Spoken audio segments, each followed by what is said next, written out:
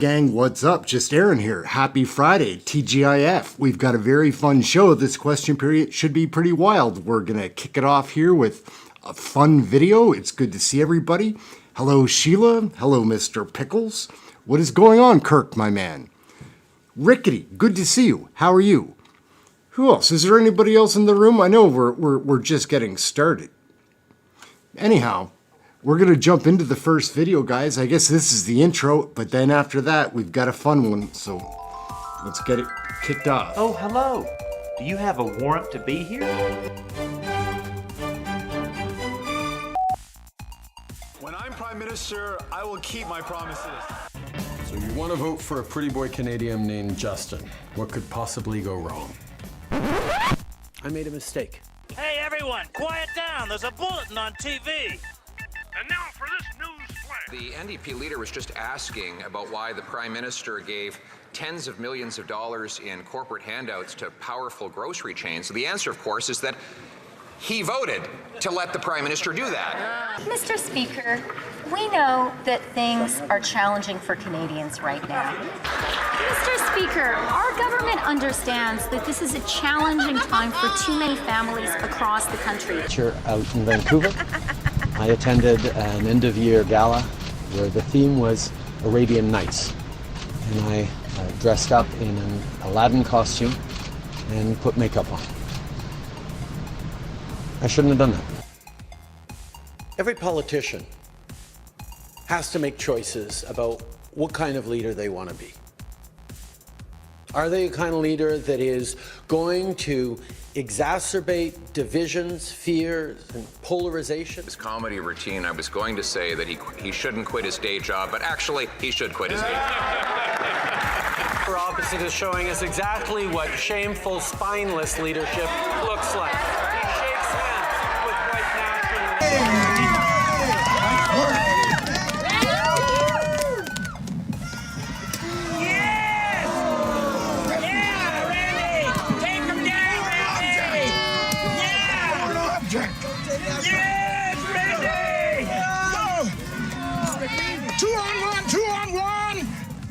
Ricky, green bastard, you are both disqualified.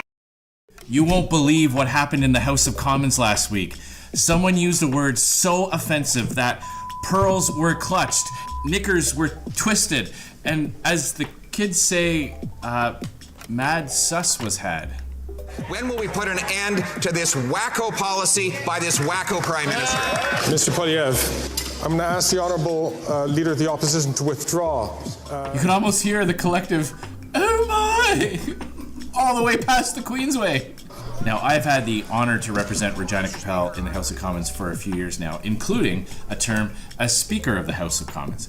And I can tell you that wacko doesn't even make the top 10 most outrageous insults that I've heard used in the chamber.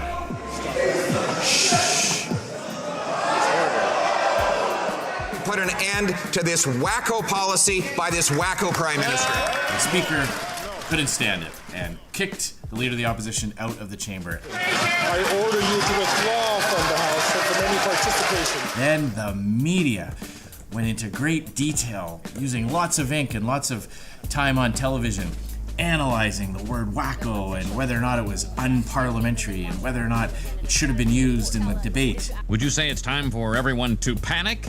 Yes, I would, Ken. And it got me thinking, never mind looking at the word that was used to describe the policy, let's take a look at the policy itself. Justin Trudeau legalized the use of hard drugs like meth, crack, and opioids in public places in British Columbia. That's the subject that was under debate that day. So instead of focusing on the word wacko itself, why don't we take a look at all the ways that Justin Trudeau is a wacko, way out there, an extremist? Because that's another word for wacko, isn't it? It's basically saying you're so far out there on the extreme fringes of public opinion or societal norms that you seem like a wacko. And if you've caught my video on Trudeauing, you know that one of the things that Justin Trudeau likes to do is accuse his opponents of the very thing he's guilty of himself. Now, I'm sure we can all agree that thinking that it's okay for someone to use meth in a maternity ward in a hospital where nurses have to treat other patients and go about their daily tasks, that would be wacko, that would be very extreme. But it's not just on drug policy that Justin Trudeau holds positions or views that are so far removed from the mainstream public opinion. It's on a whole host of issues, like on drugs, free speech, banning plastics, the carbon tax, his association with the World Economic Forum. But before we get into that, you know what's not extreme? Liking and subscribing to my channel. Only a wacko would watch this video and not like and subscribe. So do that now. Justin Trudeau's drug policy is way out there. We already talked a little bit about the fact that he legalized the use of hard drugs like meth, crack, opioids in public places. So bus stops, public transit itself, hospitals, parks. There are reports of dogs overdosing because they sniff a pile of drug residue on the grass. A South Surrey man is warning other dog owners after his Labrador nearly died of a fentanyl overdose.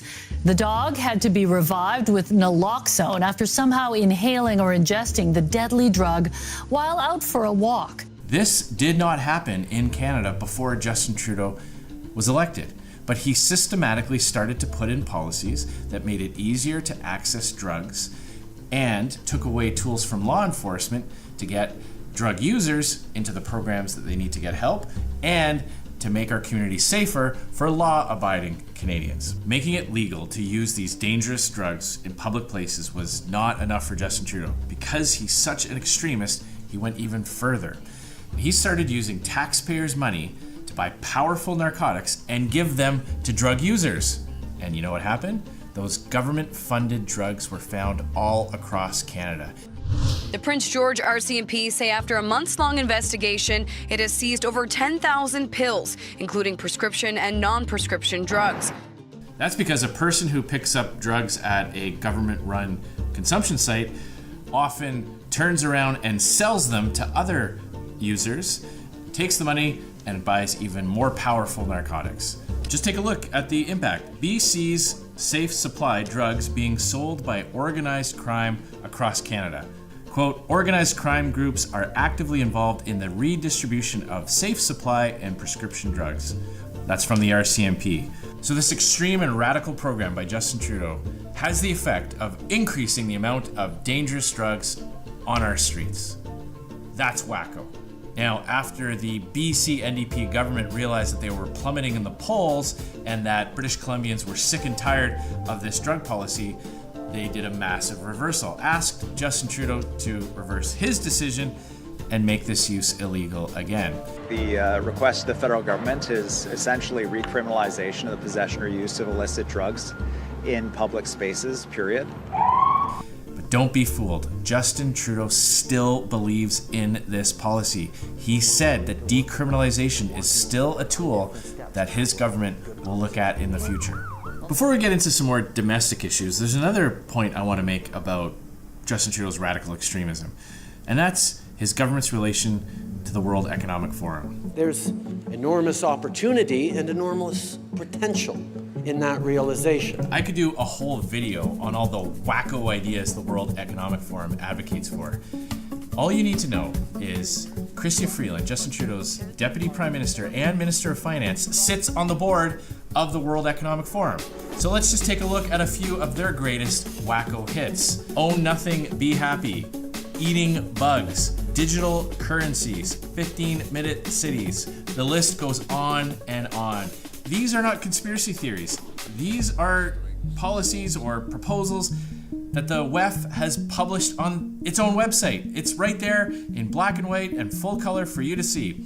Nobody wants this. That's why the elites are trying to impose it top down. If they were good ideas, the people themselves would be demanding it, but they're not because they're fringe and extreme. Now, conservative policies are, in contrast to Trudeau, much more mainstream. Take crime, for example. Conservatives believe that dangerous and repeat offenders should face meaningful consequences so that you can live your life in safety, so that you don't have to worry about your kids playing at the park or about getting mugged when you're done your shift at the end of the day. Now, conservatives believe in important principles like rehabilitation, diversion, and helping people get out of a life of crime and back to being productive members of society. But if someone commits the same crime over and over again, especially violent offenses, that person needs to be kept away from all the people who are following the laws and being peaceful. That's a very common sense, mainstream approach. But Justin Trudeau doesn't think so. Justin Trudeau actually ordered judges to grant bail, even for some of the most prolific, habitual, and violent offenders. So many crimes today are being committed by people who are out on bail. Rather than spending time in custody before their trial, they're given a free pass. It's called the Catch and Release Program. And police forces across the country have raised the alarm, saying this is a big part of the reason why there's an increase in violent crime across Canada. He opened my car door and then I tried to stop him, so I was like, hey, what are you doing? Get out, get out. Seth Packer did not get out of the car, but after strike 1, strike 2, and strike 3, he did get out of jail. He was released into the community, and it's unfortunate, but the decision isn't up to the police, only to then break and enter into somebody's home, steal their wallet, and attempt to conduct another carjacking. Packer was arrested a third time here in the 1900 block of Richardson Street Tuesday night. 3 incidents in 3 consecutive days. A total of 9 charges. And what does Justin Trudeau do in response? He doubles down and defends his radical, extremist, and WACKO policy of letting violent and dangerous offenders back out on the street with easy bail. And when they do go to jail, when they are actually sentenced to prison, what does prison look like for some of Canada's most notorious and horrific killers? Paul Bernardo is not just a murderer. He is a demonic killer who brutally and horrifyingly killed young girls at the prime of their life. My colleague Frank Caputo did an excellent video doing a deep dive into the luxurious lifestyle that some of Canada's worst killers enjoy serving their time. Only someone with an extreme and radical ideology would think it's okay to let violent killers like Paul Bernardo and Luca Magnotta serve out their sentences in a life of luxury. Let's take a look at Justin Trudeau's favorite policy, his carbon tax. He loves the carbon tax. He knows the pain it's inflicting on Canadians. That's why he had to grant a carve-out to only some people in some parts of the country. It's driven up food prices. It's driving up gasoline prices. It's causing a great deal of hardship and misery. And here is Justin Trudeau's position. It's not high enough. Justin Trudeau's position is to quadruple the carbon tax. Now, recent polling has shown that 80% of Canadians reject Justin Trudeau's plan to increase the carbon tax. But he's not bothered by that. He doesn't care that mainstream opinion is opposed to his radical agenda, and he's going to plow ahead and keep hiking that carbon tax. Quadrupling the carbon tax in the middle of a cost of living crisis over the objection of 80% of Canadians, that is extreme, radical, and wacko. I could list all the ways that Justin Trudeau is a radical extremist on so many policies that affect your life, but that would be like a 2-hour video. Now, I'm going to keep this video focused on his policies and his positions, and not unpack all the ways that Justin Trudeau is a wacko on a personal level. Sorry to interrupt there, gang, but we're getting close to question period time, so we're going to jump into that. We will pick up where we left off with this Andrew Scheer video. I find his videos so much fun. We have a very interesting piece for after the question period to watch. It's not as entertaining as what that is, but there's more information. It's all Donald Plett. So we'll look forward to that. But now we're going to jump in to question period because I think we're about ready to go. Well, we always have these commercials. Down and the city back.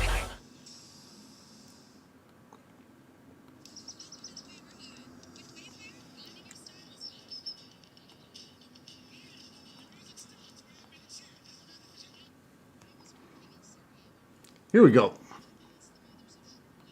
Holding photos of their lost sons, begging us for We're justice. like one Oh. mother who searched all of the mass graves. I would like to take the chance right now to say hello to everybody. We did a quick hello to everyone at the very beginning, but always Kirk, Sheila, Mr. Pickles, Patty Zadow, your friend that came, Bray, what's up? How are you? Welcome to the channel. Hope you enjoy it. What's up, Dan? Great to see you. Instigating Insulator, what's up? Good to see you always. There's a number of people.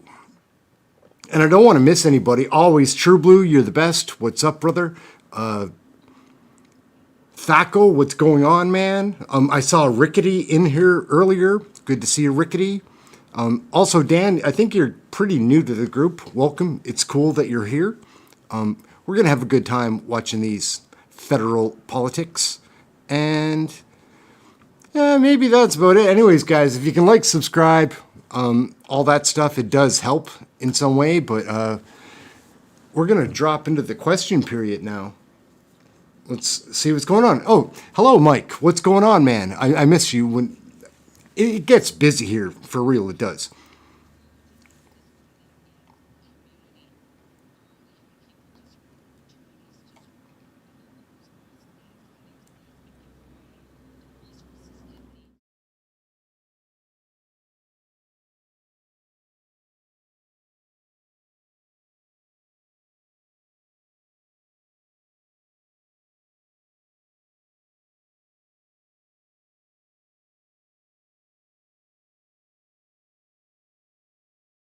Entre Marcel Dion.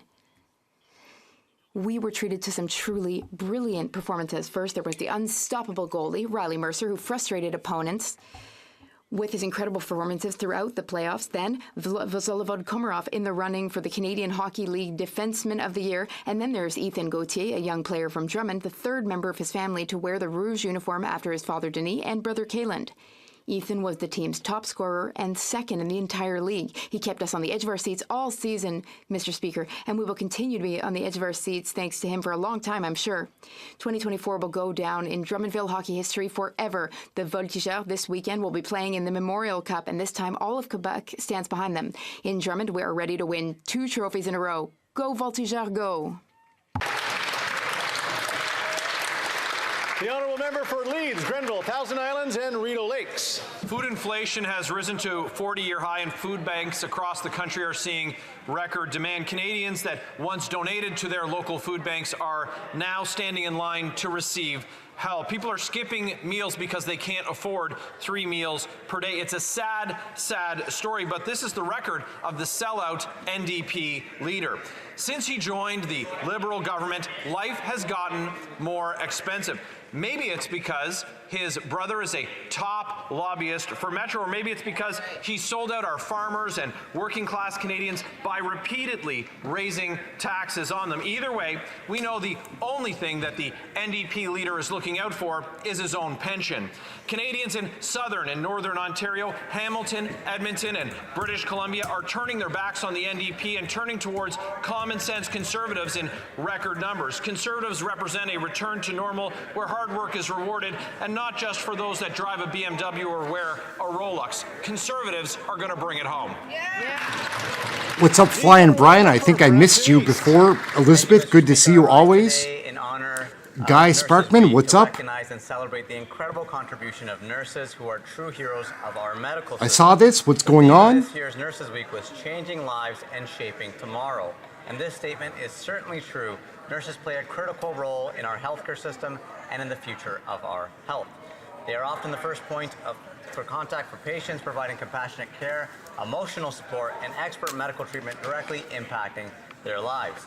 I would like to especially celebrate the incredible nurses of my riding of Brampton East, who are part of the team at Brampton Civic Hospital and medical offices across Brampton, and acknowledge all their hard work and dedication. To all the nurses and healthcare heroes across the country, thank you for your unwavering commitment and service. Your efforts do not go unnoticed, and we are deeply grateful for everything you do to keep our communities healthy. Thank you. What's up, Sasquatch? How are you? Good to see you. Okay, here we go. Great. We've got no great. I didn't suspect that Leslie was going to be kicking it off. Cost of homelessness and hunger that Canadians are facing. Even Canadians who own their own homes are worried that they will become homeless when they have to renew their mortgages at much higher interest rates. Some payments will even triple, according to a new report. When will this government rein in their inflationary spending so more Canadians don't have to worry about homelessness? The Honourable Parliamentary Secretary. A lot of green seats, guys. It's certainly well known that grocery price inflation is a problem that all countries are facing around the world. Grocery price inflation in Canada, there's some good news that just came in with a report that shows that food price inflation is in fact coming down in Canada. It's at 1.4% in April, down from 1.9% from the month before. That is certainly encouraging news for Canadians, but it's cold comfort for sure. We're actually addressing the root causes of the issue by increasing competition in the marketplace and investing in a national school food program. Thank you, Mr. Speaker. The Honourable Member for Haldimand-Norfolk. After 9 years, grocery prices have actually gone up under this Liberal NDP government. And now Canadians are facing hunger and homelessness at unprecedented rates. This Liberal NDP Prime Minister is just not worth the cost. Of the mortgages outstanding as of February 2024, 76% of them will be up for renewal in 2026. When will this Liberal NDP Prime Minister stop his inflationary spending so Canadians can afford food and shelter once again? The Honourable Parliamentary Secretary. Mr. Speaker, let's note, first of all, that this is the same member who called for Canada to exit the United Nations. This is the same member who sat down with other members of her caucus with far-right European politicians. But to the substance of the question, she talks about homelessness. She ought to read the most recent report of the Parliamentary Budget Officer that makes clear that no less than 50,000 Canadians have been supported by this government's national housing strategy, and specifically the Reaching Home program, that they would cut because they have an austerity agenda that they are ideologically committed to, Mr. Speaker. The Honourable Member for Haldimand-Norfolk. Mr. Speaker, the Liberals love to deflect away from Canadian suffering. The facts are, after 9 years of this Liberal NDP government, they are still not worth the cost of homelessness and hunger that Canadians are feeling. According to the Parliamentary Budget Officer, chronic homelessness is up 38% across Canada. Nearly 80% of all homeless people say they just can't afford a home to live in. When will this NDP Liberal government cap their inflationary spending and build the homes that Canadians need to live in dignity?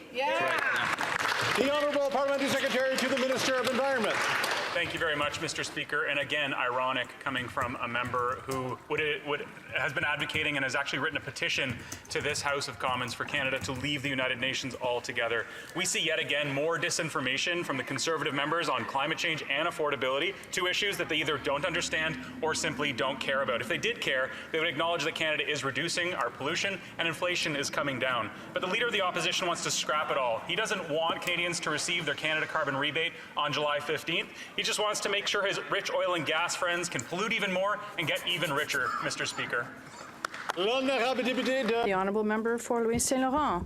Mr. Speaker, after 9 years of this Prime Minister, more and more Quebecers are hungry.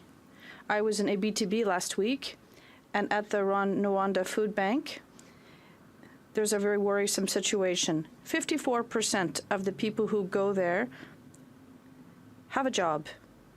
We're talking about people who work, who have a paycheck, who have money but don't have enough of it to buy food. That's Canada after 9 years of this Liberal government, with the Bloc blindly voting for $500 billion in inflationary spending. Is the government aware of this waste?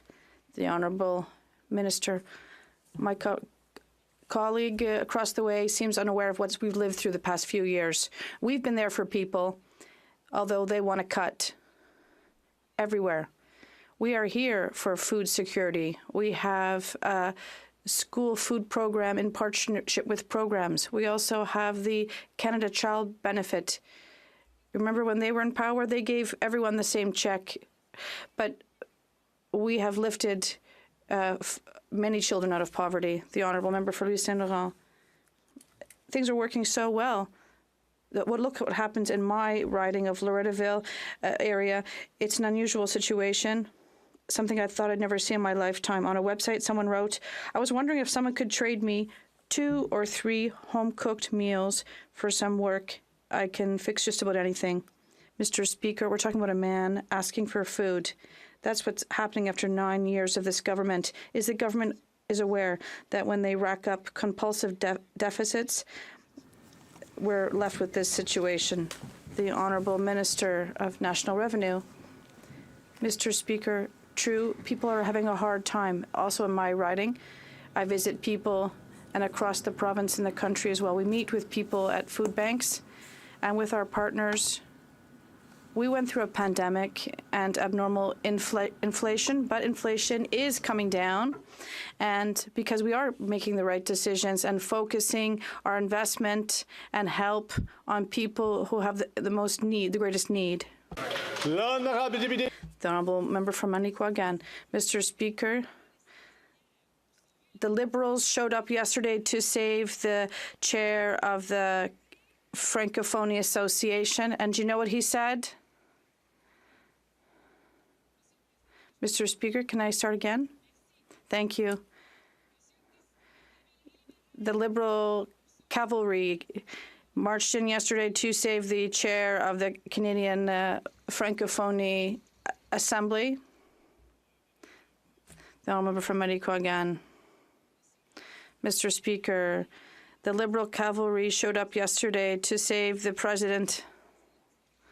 This is obstruction. I'll try a third time. The Honourable Member for Manicouagan. Mr. Speaker, the Liberal cavalry showed up yesterday to save the president of the Parliamentary Francophonie Assembly, and they needed interpreters at the French-speaking association because many of these members didn't speak French. The result, the chair remains in place even though he made very vexing comments. Is this government serious? Do they really think that the credibility of this association has increased? Do they seriously think that this episode has served the French-speaking community here and elsewhere? The Honourable Government House Leader. Mr. Speaker, this criticism of the representative of the Canadian Francophonie does them a great dishonor. And people realize that when the time comes to decide whether or not we're going to support people who stand up for Canadian Francophones, the Blanc is mysteriously absent from these debates. We are proud of our colleague, his president of the Assembly, and shows to his honor, and we want to support him more. Mr. Speaker, when the Bloc defends all Francophones against violence, insults, I think we're doing our work for all Francophones. A few articles this morning, there was a confidence vote saved by this Liberal cavalry. Also, the president of the APF. That's the result of this Liberal operation. They also insulted witnesses. No problem, because in Liberals defend each other, but they don't defend the French-speaking community. And something they did do was weaken a parliamentary association, the Honourable Government House Leader. What weakens this assembly is not having more members. It's that the Bloc is criticizing a member that has apologized on several occasions for what he said and continues to defend Francophones across Canada and continues to honor us as the chair of this global organization, which is welcoming to ready to receive people shortly, and we are all going to be behind the president of the APS in his functions. TT is life, and access to safe drinking water is a human right. But in Nunavut, only 8 out of 25 water treatment facilities passed their health and safety tests. The result is a very real possibility of unsafe drinking water for the people of Nunavut. Liberals have neglected to provide healthy drinking water for Indigenous communities. Will the Liberals act urgently to provide the funding that ensures Nunavut communities have clean, safe drinking water now? The Honourable Parliamentary Secretary. Thank you, Mr. Speaker. And we know that it's unacceptable to have any communities without access to clean drinking water in this country. We've worked really hard at the first time in our government's history, actually, to put forward record investments around this. Right now, there are existing 28 long-term drinking water advisories, and we have a project underway for every single one of them. We've already lifted 144 long-term drinking water advisories since 2015. 96% of First Nations still have access to their clean water, and we're going to make sure that it stays that way. Particularly the further north, where there's ongoing challenges that are specific to their region, we're going to make sure to work with them for an Indigenous-led, Inuit-led solution to this problem. Thank you. The Honourable Member for Cowichan-Malahat-Langford. More than 9,000 border workers have voted for a strike mandate. The Liberals keep asking more and more of these workers, like cracking down on stolen cars being smuggled out of Canada, but won't give them the resources they need. Our CBSA workers deserve better. They deserve a pension, better working conditions, and respect. Canadians depend on these workers to keep us safe, but the Liberals are turning their backs on them. Will the Liberals admit that by failing to provide a fair retirement to these workers, they're setting the stage for unnecessary disruptions this summer? The Honourable Parliamentary Secretary. Mr. Speaker, our government is definitely committed to reaching agreements with all of our different public service unions that are both fair to the employees and reasonable to taxpayers. We've already reached agreements with 17 different bargaining units that cover over 80% of representative employees. The best deals are found at the table. We urge the union to come to the table. We are happy to negotiate with them. Good job. The Honourable Member for Calgary Centre. Mr. Speaker, the Superintendent of Financial Institutions released his annual risk outlook yesterday. It's now a warning from their own regulator for this Liberal NDP government to heed. Canadian homeowners who renew their mortgages over the next 2 years could face a payment shock. A payment shock. The root cause of this spike in payments is this government's loose spending policies. Large deficits have driven inflation, which have increased mortgage costs. With all these warnings, will the Minister of Finance take a lesson and reverse her inflationary spending policies? Hear, hear. Well, the Honourable Parliamentary Secretary to the Minister of Housing.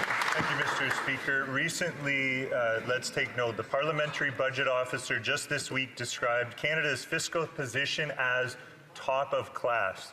And so did the International Monetary Fund when describing Canada's growth in 2025. We're also, I remind the Conservatives, rated #1 in the world with a AAA credit rating, which has been reaffirmed by independent credit agencies. And when it comes to combating inflation, the Governor of the Bank of Canada says we're on the right track. So let me ask the Conservatives this. Does a Conservative leader intend to fire all the independent experts in the world that disagree with his doomsday narrative? The Honourable Member for Calgary Centre. Mr. Speaker, that's avoiding every touch point he doesn't want to pay attention to, including from his own regulator. Let's look at the follow-on risks that OSFI identified. Stress in the mortgage insurance industry, investment portfolio risk, asset management risk, insurance risk, all rising. This house of cards does not end well. It's obvious to the regulator and to all Canadians that after 9 years of failed economic policies, this government is just not worth the cost. Can we see a redo on last month's disastrous budget that will bring back the fiscal balance Canadians desperately need? The Honourable Parliamentary Secretary, Minister of Housing and Infrastructure. At any point in time, a democracy is bound to face risk, particularly in a difficult economic environment that we face domestically and internationally, Mr. Speaker. But what I would say to the member, to echo my colleague who just spoke on this side, a AAA credit rating, affirmed recently by Moody's, who said that we have the best fiscal record in the G7, the lowest debt and deficit in the G7. Those are foundation points, Mr. Speaker, that will carry us through difficult times. And it is a hard time for Canadians. He talks about those Canadians who want to renew their mortgage. Where were they over the years? We wanted to support them. They were never there. The Honourable Member for Charleswood, St. James, Assiniboia, Headingley. In 2020, the Prime Minister's own bank governor said, interest rates are very low and they're going to be low for a long time. This week, OSFI reported that mortgage holders will face a payment shock. because of high interest rates. They said the shock will be the worst for those who took low mortgage rates in 2020. Words matter. After 9 years of this NDP Liberal Prime Minister misleading Canadians, will he finally admit he's not worth the cost to homeowners? The Honourable Parliamentary Secretary to the Minister of Innovation. Mr. Speaker, it was great to have the independent governor of the Bank of Canada attend Finance Committee recently. And let me quote him in saying, when he was at committee, he said, and I quote, "The budget does respect the fiscal guardrails that the government put in place, and that keeping the net debt to GDP ratio on a declining track, and importantly, keeping deficits below 1% of GDP in future years. The budget also commits to those guardrails going forward, and that is helpful." That's exactly the words of the independent Bank of Canada governor. I wonder if this is why the Conservative leader wants to fire the independent. The Honourable Member for Charleswood, St. James, Assiniboia, Headingley. Also in 2020, the Prime Minister said, interest rates are at historic lows, Glenn. Millions of people took out low-interest mortgages.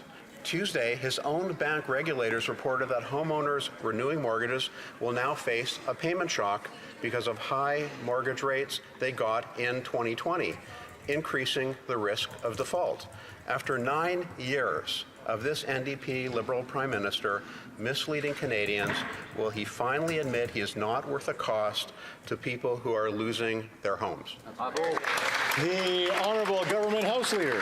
Mr. Speaker, Canada is proud of having one of the most stable and flexible financial institutions McKinnon is a financial beast. markets in the world. It is Gross. also true that Canada's fiscal position is a particularly strong one. What would put that all at risk, Mr. Speaker?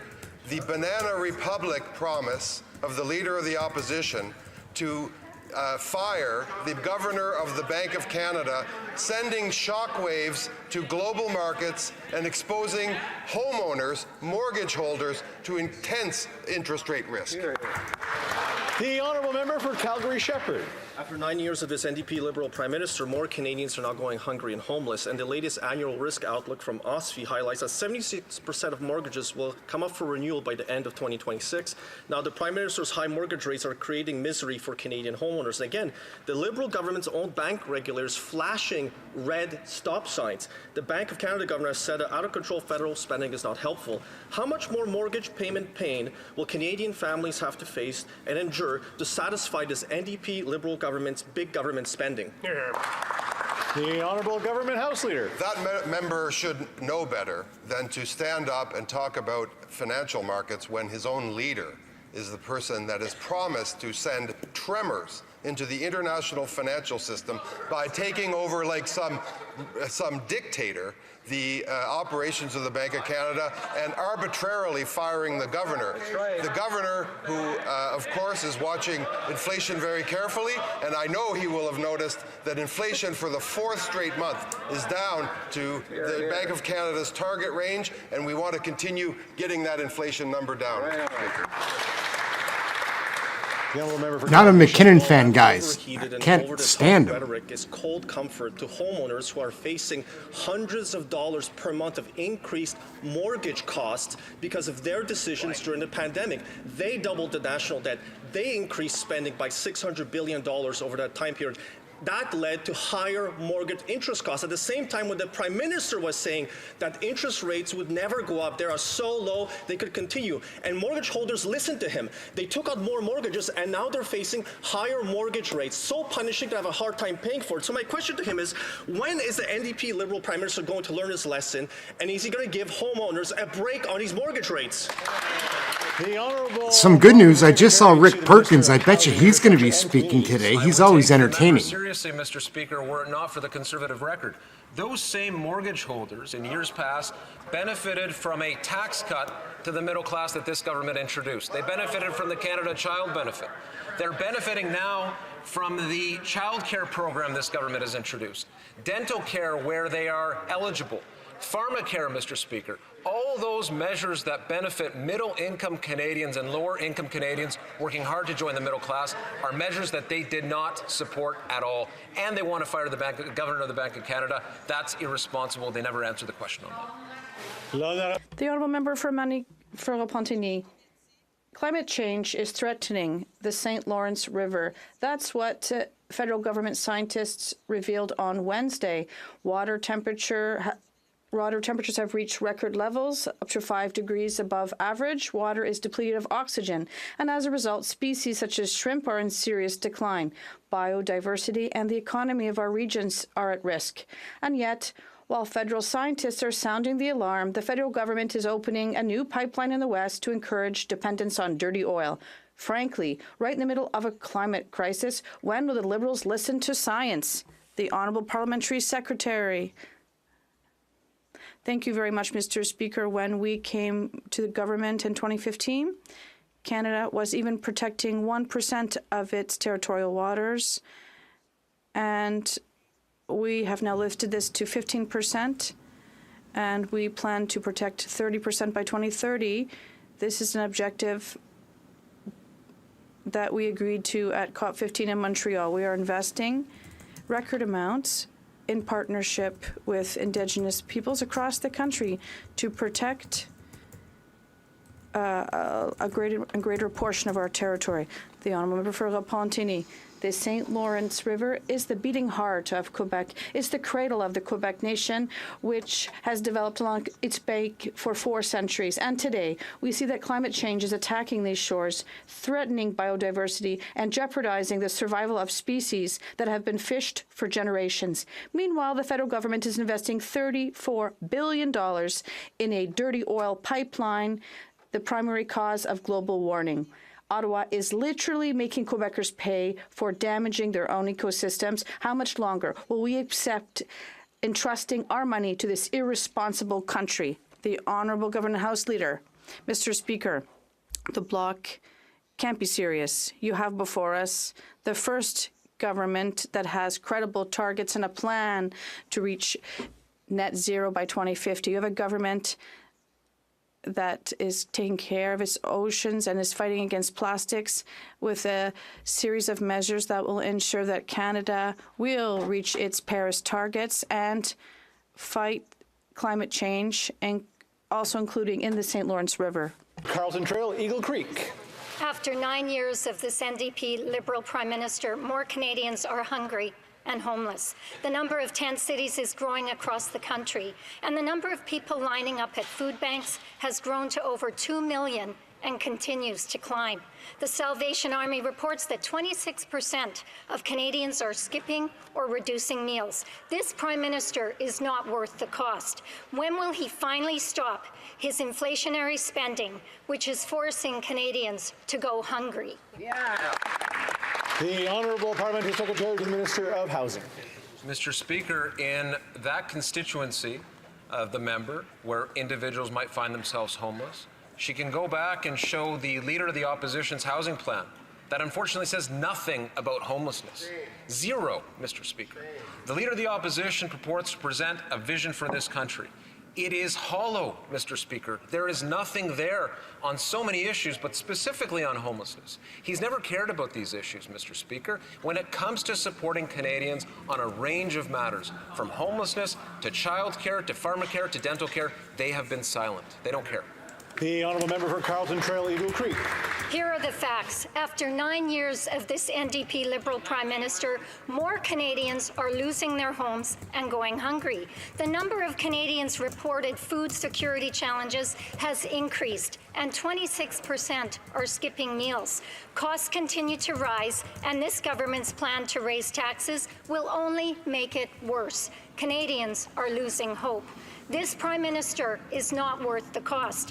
When will he finally admit his inflationary policies are hurting Canadians? Right. The Honourable Parliamentary Secretary to the Minister of Innovation. Mr. Speaker, our government has a track record of leading with compassion and addressing and leading programs initiating programs that address the needs of the most vulnerable. Emergency food programs are certainly part of that support system that people need who have immediate needs and are struggling to put food on the table. But let's just review. Food Banks Canada said that the National School Food Program was a vital initiative. If the Conservatives are aligning themselves with Food Banks Canada, then why would they oppose a vital initiative of a National School Food Program that's going to feed over 400,000 children? The honourable member for Cumberland-Colchester. Speaker, after 9 years of this NDP Liberal Prime Minister, more Canadians are hungry and homeless. The Salvation Army is reporting that 26% of Canadians have been forced to skip meals because they cannot afford to buy groceries. Our country is suffering under this government and its Prime Minister, who is not worth the cost. When will this Prime Minister axe the tax so that Canadians can afford to eat again? Hear, hear. The Honourable Parliamentary Secretary to the Minister of Environment and Climate Change. Thank you, Mr. Speaker. And Food Banks Canada and their member organizations right across this country, they do essential work and they do important research, and I want to thank them for that. And they actually make some recommendations in this report, which the Conservatives have clearly not read. They recommend more supports for the working poor, like our Canada Workers Benefit. They recommend improved Social Security, which Conservatives gutted when they were in power. Well, we've increased, improved, and modernized the Canada Child Benefit and brought forward the Canada Disability Benefit. Mr. Speaker, while the Conservatives continue to put words in the mouths of poverty elimination experts and Food Banks Canada, we'll continue to put food on the table with the National School Food Program, improve the National Canada Child Benefit, and put money in the pockets with the Canada Card. The honourable member for Cumberland-Colchester. Well, thanks, Speaker. It's interesting. Yesterday, the member from Milton at a meeting said he was shocked to hear the report of how many Canadians were actually hungry. So even though they're continuing to announce programs to fix the problems they've created, we need a significant change in government. Once again, Speaker, according to the Salvation Army, parents are skipping meals so their children and other family members can eat. Canadians should not have to live like this. After 9 years, of course, this Liberal coalition government is not worth the cost. Again, I will ask, when will the Prime Minister axe the tax so that Canadians can afford to eat again? Hear, hear. Hear, hear. The Honourable Government House Leader. Mr. Speaker, that member's from Atlantic Canada, and I've never heard anyone from Atlantic Canada suggest that we cut the Canada Child Benefit, that we cut and vote against the school nutrition program, that we cut an entire housing program designed to remedy the housing problems in Atlantic Canada. That member should stand up for once to that leader who has an austerity agenda and wants to cut the very supports that are keeping his constituents and helping his constituents meet the current cost of living issue. The honourable member for Victoria. Mr. Speaker, people in Victoria want to know that our coast and our endangered southern resident killer whales are protected. New reports show that cruise ships docking in Victoria are jeopardizing these orcas by dumping billions of litres of polluted wastewater into the ocean. The states have stricter laws, so under the Liberals' watch, cruise ships wait and dump in Canadian waters. They are even dumping in marine protected areas. The Liberals' regulations are woefully inadequate. And with the Conservatives, there'd be even less rules. Will the Liberals stop making the BC coast a dumping ground for polluted cruise waste? Wow. The Honourable Parliamentary Secretary to the Minister of Environment and Climate Change. Thank you very much, Mr. Speaker, and I'd like to thank the member from Victoria for her consistent advocacy for a cleaner environment and a greener future for all of Canada. Indeed, it's refreshing to stand up and talk about how we can protect this planet and how we can fight climate change rather than if we fight climate change. Mr. Speaker, her concerns with respect to the coast and the dangers to whale species and waterborne mammals are important to us in our government, and I'd love to sit down and talk about local issues in Victoria and ensure this government is supporting all of those vital endangered species. Thank you, Mr. Speaker. The honourable member for Edmonton-Griesbach. Mr. Speaker, CKUA is a source of music, arts, and community as one of Edmonton's most beloved public broadcasters. But they're facing a perfect storm with the inflation and cost of living crisis. They need our help during these tough times. While other Canadian broadcasters receive federal help in similar circumstances, CKUA is being left behind. CKUA supports local Canadian artists and brings Edmontonians together. Will the Liberals stand up for Edmonton and our local media and help out CKUA in their time of need, or will they continue to ignore them? The Honourable Parliamentary Secretary to the Minister of Canadian Heritage. I thank the Honourable Member for his question and for his advocacy on this important issue. Our government has been there to support media from across this country, from coast to coast to coast, from small communities to large ones. Much of the support for small communities would have been flowing had Conservatives not chosen to obstruct the passage of legislation that would have had money flowing to small community broadcasters across this country. We're going to keep working hard for those broadcasters, and we're not going to stop until Canadians have that voice from coast to coast to coast. The Honourable Member for Kitchener South, Hespeler. Mr. Speaker, on Monday our government unveiled a national action plan on combating auto theft. This plan will work in conjunction with Budget 2024 to keep communities safe from auto theft crime. Insurance crime experts have already called the plan a turning point for auto theft in Canada. Can the Minister of Justice please highlight one of the concrete steps in this national plan that will make communities safer? The Honourable Minister of Justice and Attorney General of Canada. Mr. Speaker, the rise in auto theft in our country is not caused by one-off incidents of teenagers taking a joyride. It's perpetrated by networks of organized criminals. That's why we're cracking down on organized crime. These crime rings prey on teenagers to do their dirty work. So we're adding an amendment to the criminal code to add a new aggravating factor to make for tougher sentences for those who use young persons in the commission of an offense. We're also raising the maximum penalty for those who would use violence during a daylight carjacking. We're going to stop auto theft. We're going to stop organized criminals who are taking advantage of our kids. Mr. Speaker, enough is enough. The Honourable Member for Portage Lisgar. After 9 years of this NDP Liberal government, more Canadians are hungry and homeless than ever before. 1 in 4 Manitobans don't have enough money to buy groceries and feed their families. Home prices are out of control and rent has skyrocketed to the point that people can't afford to put a roof over their head.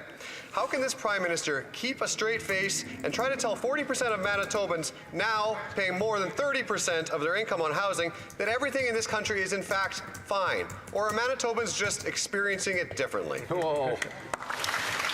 The Honourable Parliamentary Secretary to the Minister of Innovation. Mr. Speaker, I apologize in advance for not being able to take the Conservative Party seriously with their newfound empathy for Canadians that are struggling with the cost of living. They are not willing to step up anytime our compassionate government leads with responsible solutions that try to lift people up who are vulnerable. The Conservatives vote against. They vote against dental care, child care, pharmacare. They vote against a national school food program. How on earth can we expect anyone to take their new-feigned interest in Canadians who are struggling seriously? The Honourable Member for Yellowhead. After 9 years of this NDP Liberal Prime Minister, more Canadians are hungry and homeless. Food insecurity in Alberta is now over 27%. And just yesterday, the Edson Food Bank shared their latest data with me. They're now dealing with almost triple the food bank usage compared to 2020. This Prime Minister is just not worth the cost. Will he stop his reckless inflationary spending and cancel the quadrupling of the carbon tax so Canadians can afford to put food on their table? The Honourable Minister of Families.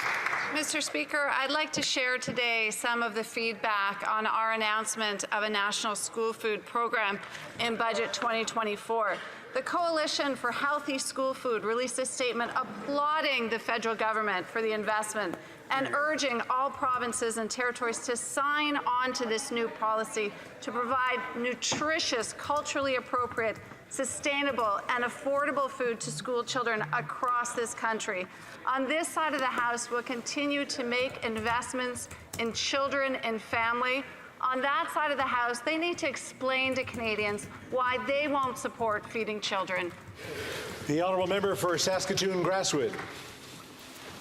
Thank you, Mr. Speaker. After 9 years of this NDP Liberal Prime Minister, more Canadians are hungry and homeless. 1 in 4 Canadians are experiencing food insecurity. Food Banks Canada even gave this NDP Liberal government a failing grade. 40% of Saskatchewan residents have visited a food bank. 35% are worried about putting a meal on the table for their family.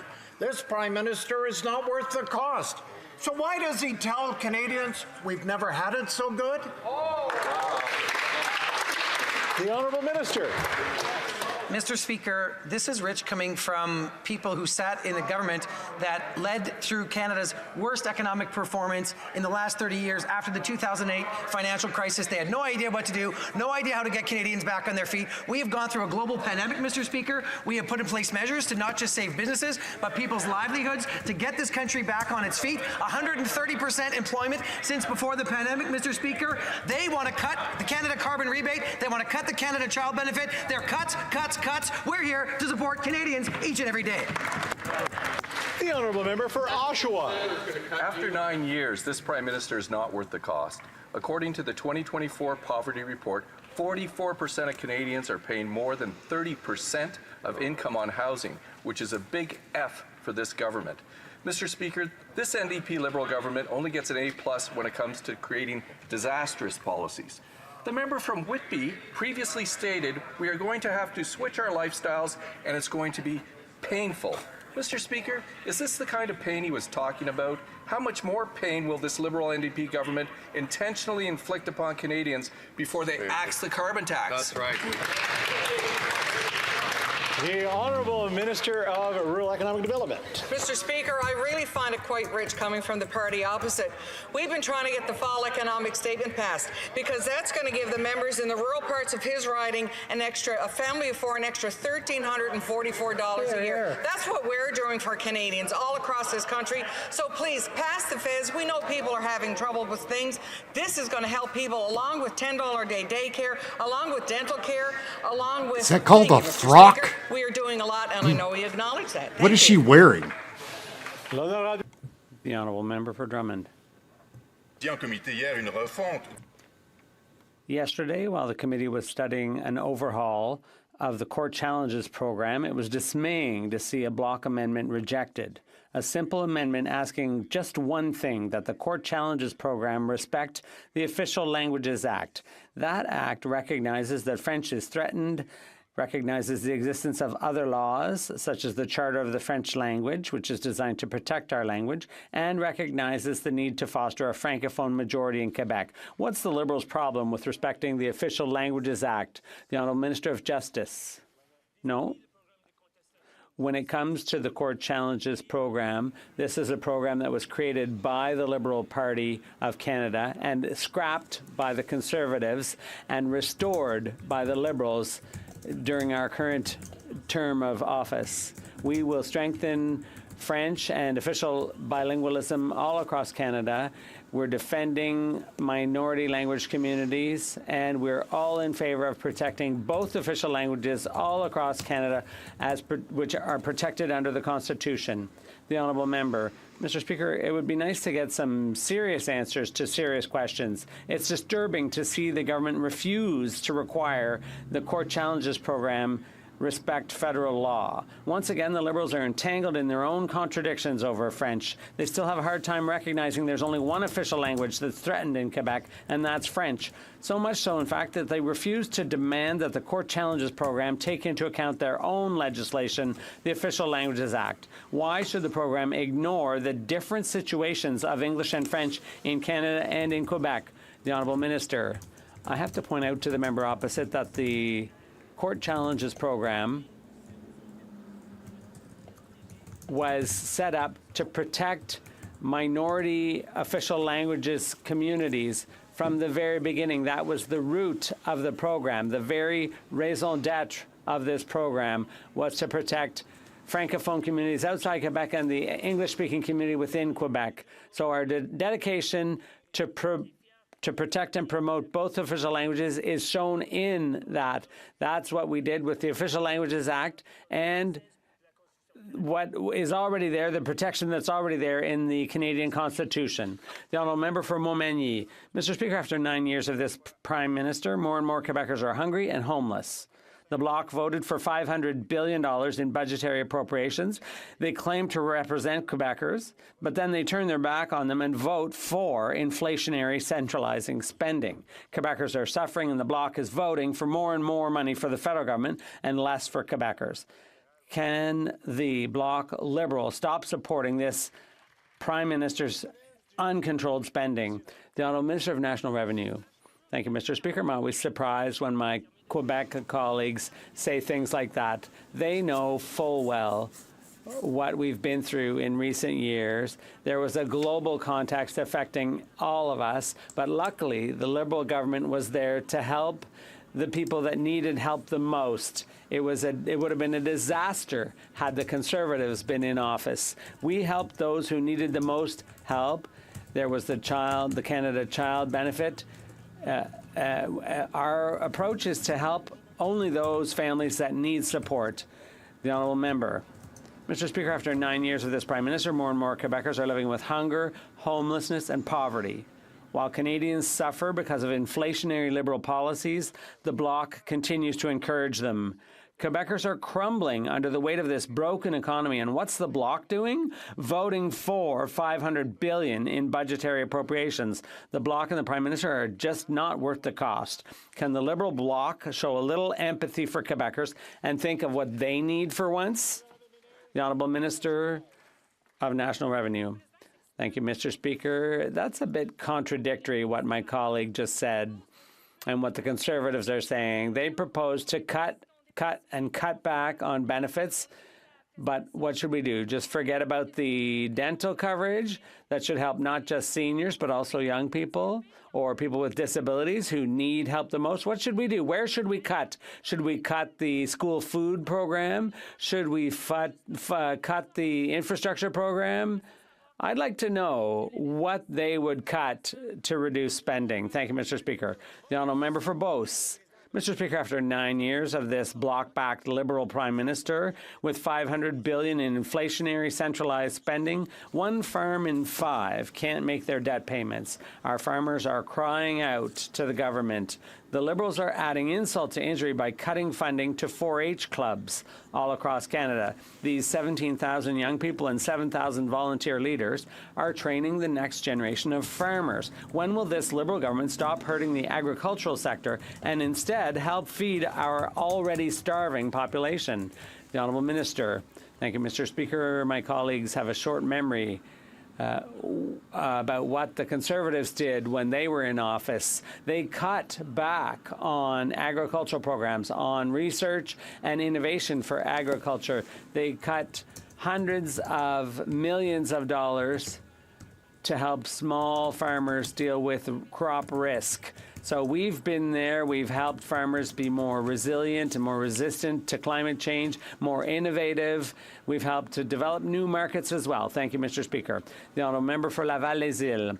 Mr. Speaker, women are the driving force behind the economy. We need to equip women even better so they can pursue their dreams, succeed, and flourish.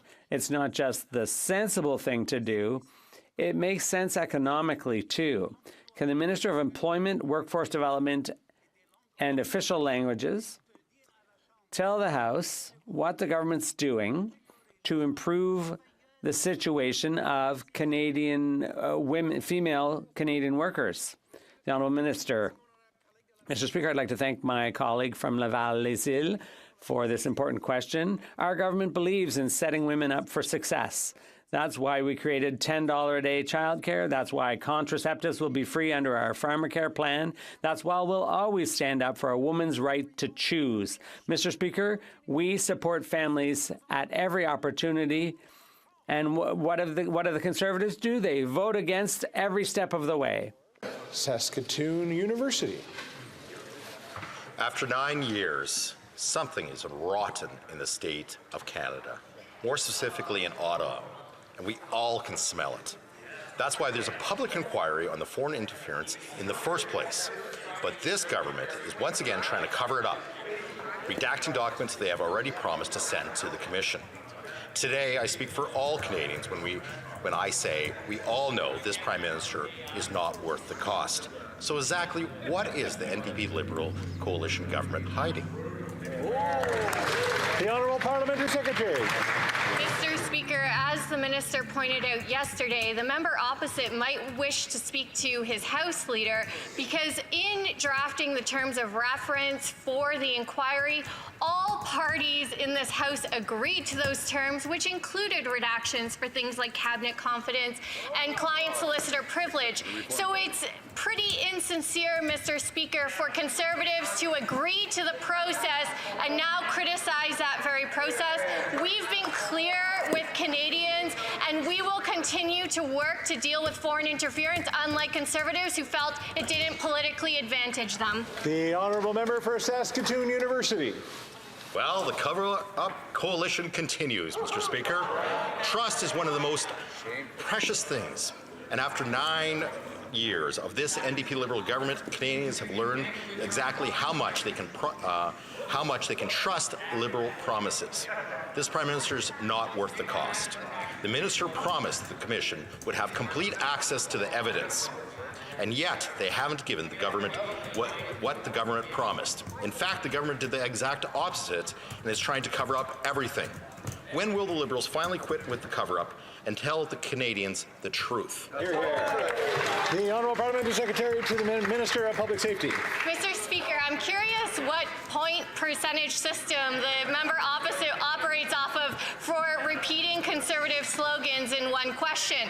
Perhaps if the member opposite actually looked into the process on the inquiry instead of rehearsing and practicing slogans, he would know that his own House leader signed off on the process, which included some redactions for client solicitor privilege and cabinet confidence.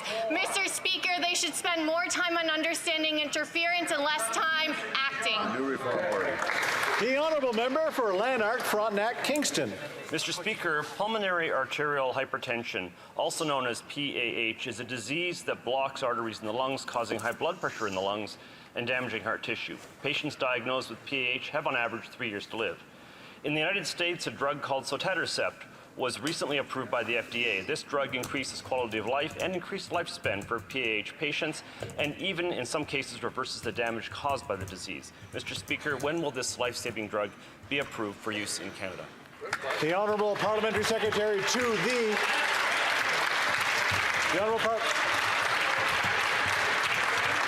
Honourable Parliamentary Secretary to the Minister of Health. Well, thank you very much, Speaker, and I want to thank the member opposite for a very thoughtful question. Of course, our #1 priority is to protect Canadians, to make sure that they have all the necessary medications available to them. That's why we're actually bringing a pharmacare legislation by Bill C-64, and I really hope the member opposite will support that bill, because it's going to allow for Canadians to have access to, initially, diabetes and contraceptives. As in relation to the particular medication the member speaking of, I look forward to looking into it, working with him so that I can give him a more precise answer on the approval process for that particular medication. The honourable member for Melpeck. Thank you, Mr. Speaker. Mr. Speaker, my question is to the Parliamentary Secretary to Agriculture and Agri-Food. Mr. Speaker, the Conservative Party continues to delay Bill 234. I'm wondering if the Parliamentary Secretary to Agri-Food and Agriculture can give us an update. Thank you, Mr. Speaker. The Honourable Parliamentary Secretary to the Minister of Agriculture. Mr. Speaker, a month ago I rose in this place and I talked about the Conservative delay on 234, a bill that they've been championing. Again this week we found out they delayed it 2 weeks forward again to play politics on the farmers' back. On this side of the House, we act. On this side of the House, we support farmers and we're proud of farmers. What we don't do is play politics on their backs. The honourable member for Timmins, James Bay. Mushkegowuk Cree region is ground zero for underfunded and systemically racist federal health policy. Yet through it all, the Winnebago Health Authority has worked hard to establish quality health care and proper facilities. And yet at the 11th hour, the Minister of Indigenous Services walked away on her commitment to build a proper hospital. On Monday, national, regional, provincial leaders on health and Indigenous rights will be coming to Ottawa to hold this government to account. They want to know, why did the Minister break her word to the people of James Bay? The Honourable Parliamentary Secretary to the Minister of Indigenous Services. Thank you, Mr. Speaker. And for years, we've been working with WAHA and the communities it serves to shape the future of healthcare delivery. Conversations are ongoing with all partners, as every level of government has a role to play to ensure healthcare for remote communities. From Toronto to Kenora to Moosonee, everyone deserves quality healthcare regardless of who or where they are. We will keep working with Ontario and with WAHA to find a path forward. Thank you. And the Honourable Member for Saanich Gulf Islands. Thank you, Mr. Speaker. I rise on a very painful, difficult point, and one of which the government is aware. A Canadian citizen a much-loved member of Fredericton's community, Frederick Moanangabo, has been in hands of brutal kidnappers in Goma, in Congo, since mid-December 2023, 5 long months. Freddie is a much-loved member of the Fredericton community, a human rights advocate, a human rights activist, and his family wants him home. Can the government give us any update as to what is being done to get him out of the hands of murderers and thieves and criminals and get him home? The Honourable Parliamentary Secretary. Thank you, Mr. Speaker, and I want to thank the honourable member for her continued advocacy on this case. We're aware of reports that a Canadian citizen was kidnapped in the Democratic Republic of Congo. We're in contact with the family, and I have met with the family. Kidnappings are an extremely sensitive matter given the risk to a kidnapped victim's life. Due to safety and privacy reasons, no further information can be disclosed on this specific case. Thank you, Mr. Speaker. And that's all the time we have for Question Period today. Have a great weekend, folks. Daily routine of business, affaires courantes ordinaires, tabling of documents. All right, gang, so that's going to wrap up that video, but we've got way more. We're going to finish the Andrew Scheer video just because there's only a couple of seconds left, but then we're getting right into, actually, we're just going to launch with Donald Plett. Let's check out this Donald Plett video. It's really worth a look. Number 1, Senator Plett. Thank you, Madam Speaker. Here we go. I'm just going to let Donald Plett steal the floor, guys. My response to the speech from the throne. As you know, I will use this time to go over Trudeau's legacy. Today I will focus on another important component of that legacy, the cultivation of a divided Canada. I know many of you will be tempted to leave the chamber as I speak. But I want you all to know, colleagues, I am not doing this for the benefit of those of you in the chamber. I am doing this for the benefit of the almost 1 million viewers that viewed the last speech I made about Trudeau's legacy. Wow. I am doing it for the 6 million plus Conservatives that voted for the Conservatives and a different Prime Minister in the last federal election. It'll be 8 million next And I am doing it for the 3 million extra voters that want to vote for something other than Justin Trudeau in the next election. Hear, hear. Colleagues, in 2015, Justin Trudeau and the Liberal Party formed government with the promise of national unity and sunny ways. And as you will see, their record is one of dismal failure. It would be unfair to not acknowledge that the world is very divided. In the past decade, the political climate, certainly in Western democracies, has seen the embrace of radical ideologies, the doctrines of which have been adopted into policy. The rise of identity politics is dividing citizens by gender, by race, religion, and perceived level of oppression. The narrowing of acceptable thought punishes those who fall outside the lines.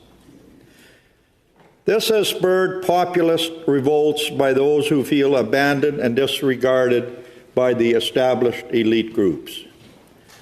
More and more people define themselves in opposition to the system, which further fuels division. Canada has not been immune to those forces.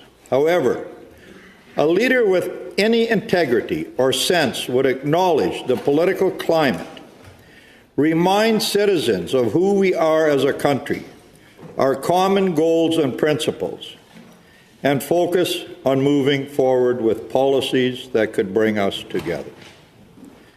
Justin Trudeau, colleagues, has done precisely the opposite. He plays the game of division by taking a very predictable ideological stance in every quarrel and then literally insulting and dismissing those who disagree with him, all the while preaching a vacant message of unity.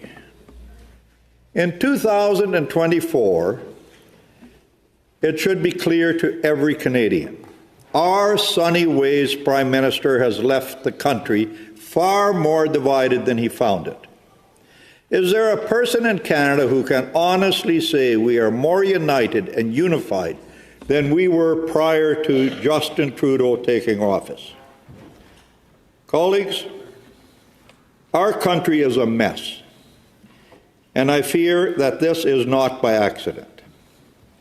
It would appear that Trudeau's divide and conquer politics are intentionally stoking flames of division. It is a calculated attempt to distract Canadians from the failures of his government. If they hate their neighbour, if they are divided into distinct group identities, they can blame the other for Canada's problems. If we are afraid, maybe we will forget about the myriad of crises happening simultaneously throughout our country, which has leaked into their own homes, including their inability to pay the bills and put food on the table. When recently trying to defend the indefensible in this particular case, the ill-timed carbon tax increase, Trudeau stated, and I quote, "My job is not to be popular."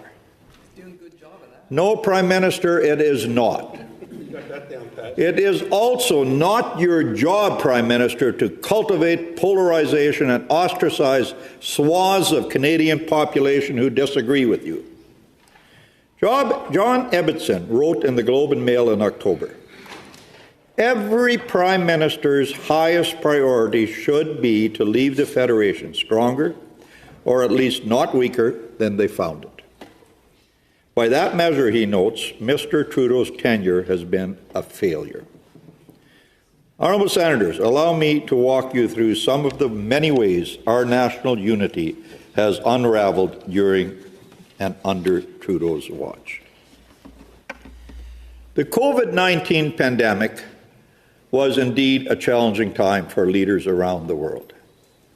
Their citizens were dealing with the loss or fear of loss of loved ones, the economic uncertainty as a result of lockdowns, the mental health impact of isolation, the inability to mourn the loss of family members together, and the list goes on. When the vaccines eventually came, so did the onslaught of fear. Many were left wondering, how effective are these vaccines in preventing transmission? What are the risks? Is it safe and advisable for children to be vaccinated? There was a wide range of medical opinions on this. The CDC and the WHO and public health officers were making recommendations on what they perceived to be the most complete and relevant data available. Yet other scientists and health professionals were making different recommendations. Many Canadians found the research and data presented by alternative sources compelling and were not willing to blindly trust their respective public health authorities. This was compounded when previous recommendations and assertions by public health officials were later deemed to be incorrect or no longer advisable. Many health experts warned of a shadow pandemic with respect to mental illness, as well as the detrimental impacts on children and their learning, given the school closures. The growing division was palpable. Some saw those who did not want to get the vaccine as nothing but a group of uneducated anti-vaxxer, religious radicals, and conspiracy theorists. Some on the other end of the spectrum would post pictures on social media, mocking individuals wearing masks outside, or would refer to anyone following the CD guidelines as sheep. By the end of 2021, the Public Health Agency of Canada announced the requirement for essential service providers, including truck drivers, to be fully vaccinated by January 15th of 2022. These mandates would prevent an estimated 26,000 unvaccinated truck drivers who are required to regularly cross the border from doing their jobs. As we all know, the response from truck drivers across the country is what came to be known as the Freedom Convoy. Protesters occupied the downtown core of Ottawa, requesting to speak to and to hear from the Prime Minister. And they announced they would not leave until the mandates were repealed. While thousands of protesters certainly supported the concerns of the truckers, the overall protest quickly became a broader call to action on COVID-19 restrictions generally and their impact on Canadians' autonomy, mental health, and the freedom to earn a living.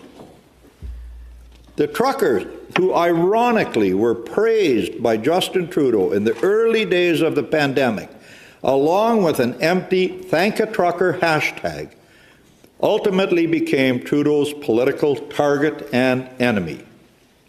Truck drivers, who spend their days alone in the cabs of their vehicles, suddenly became a threat to public health if they were unvaccinated.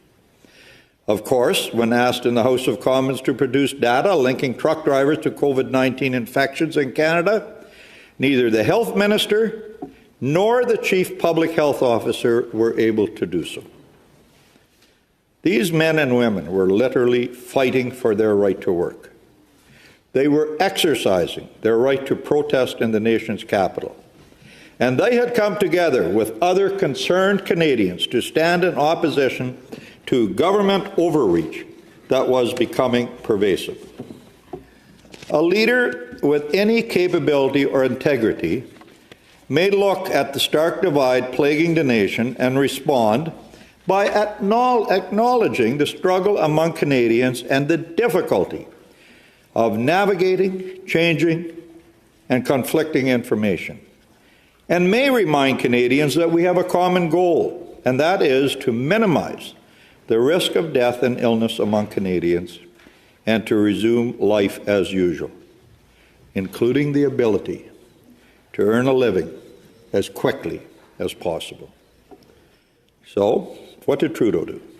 Did he acknowledge the fears of many Canadians who were concerned about their mental health, their ability to pursue a livelihood, or their autonomy with respect to health care choices? Did he give the protesters who had traveled all this way, who had felt left out of the conversation, the opportunity to be heard? No. He ran from the problem, quite literally hiding from Canadians and waiting for the right opportunity to attack.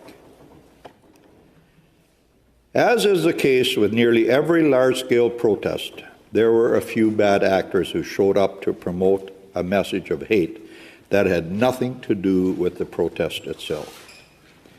As soon as the media gave those hateful individuals the time of day, the Prime Minister pounced. The media reports were all Trudeau needed to dismiss and name-call truckers and the millions of Canadians supporting them. It is still hard to believe 2 years after the fact, even for the Prime Minister, who has a terrible track record of division, that he called millions of Canadians racist, misogynist, insurrectionist, and a fringe minority. His words. He even called their views intolerable, and in a televised speech asked Canadians, how can we tolerate these people?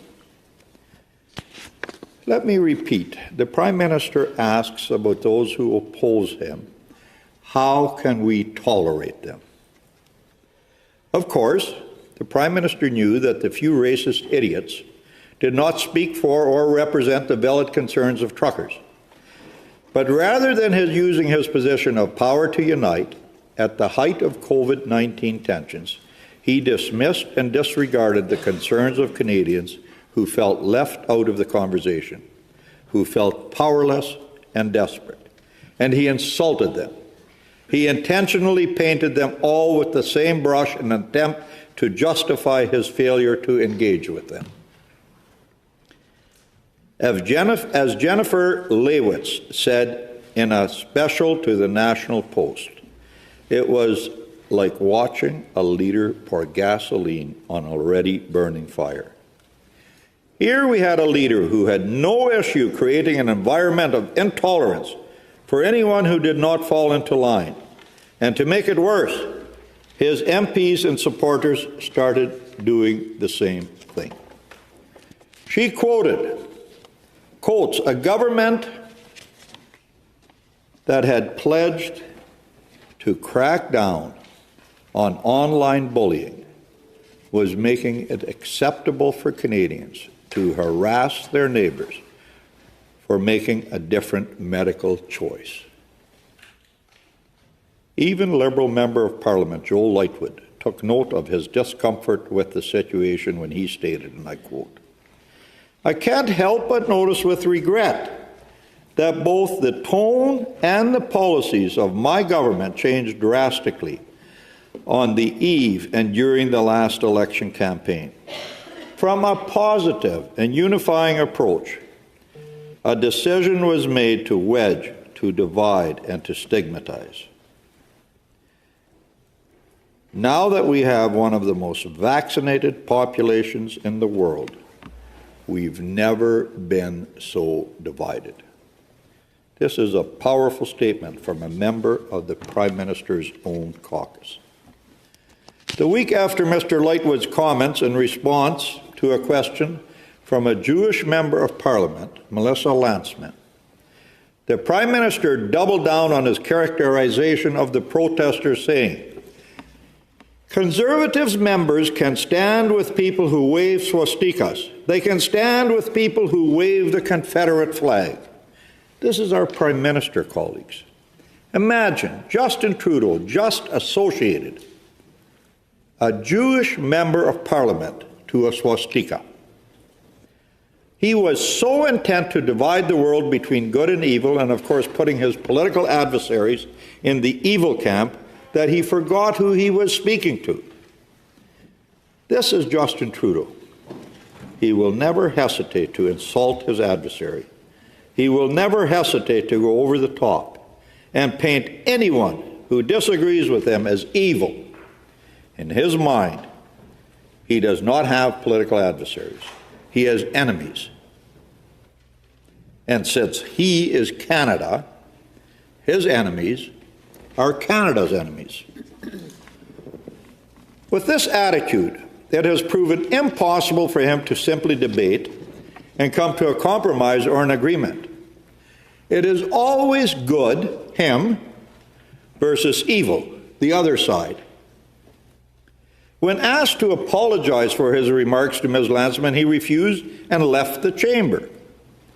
He was not willing to back down from his in-group, out-group, us versus them view of Canadians.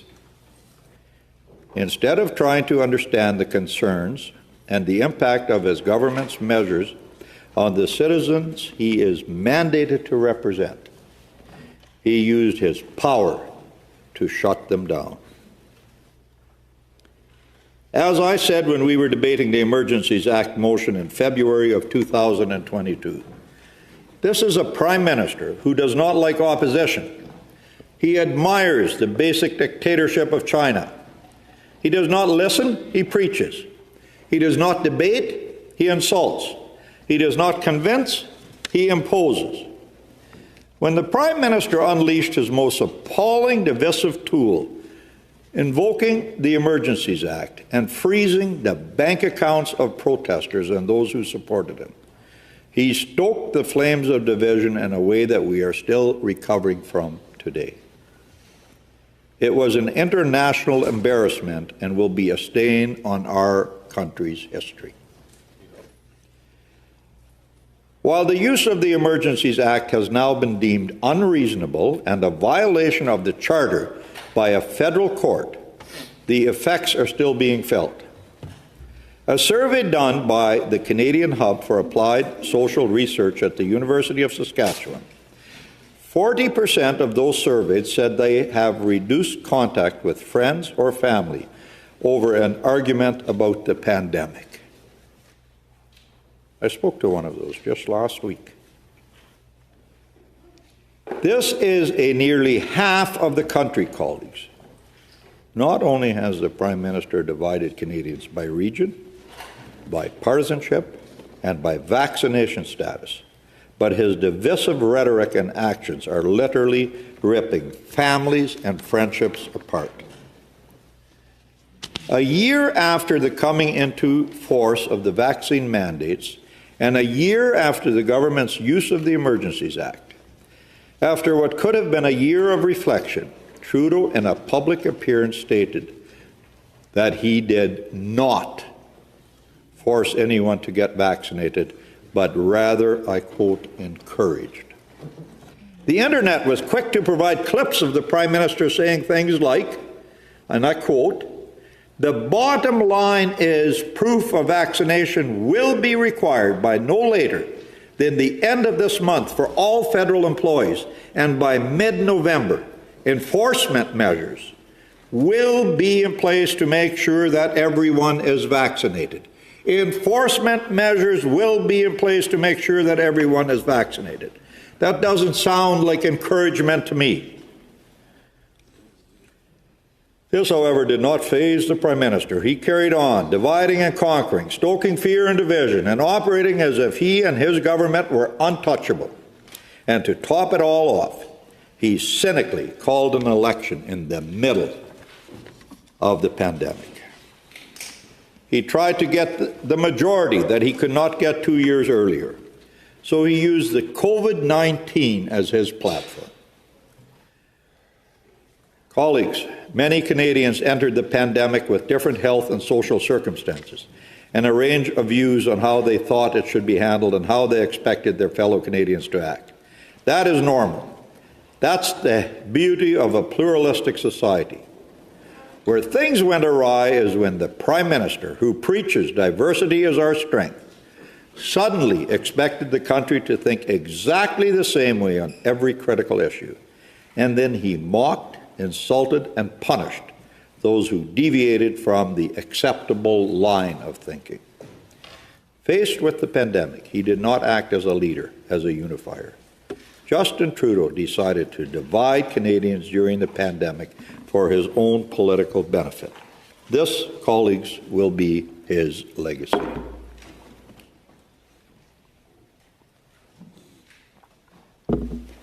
Let me turn now to immigration.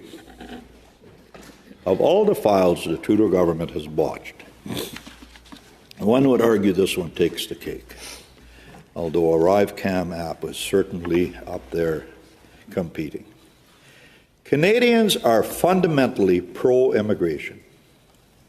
Our culture and our economy have been enriched and strengthened by immigration, and our diversity has always been a source of pride for Canada. It is quite profound, then, and in tragic truth, that a government could mismanage this critical file so badly in 8 years that it's actually starting to turn Canadians from a favourable view on immigration. A recent study by Focus Canada surveyed Canadians on their attitudes about immigration and refugees. 2,002 Canadians were surveyed, a sample size that researchers note that produces accurate results within 2.2 percentage points. According to this data, Canadians now are significantly more likely than a year ago to say there is too much immigration to our country, dramatically reversing the trend dating back decades.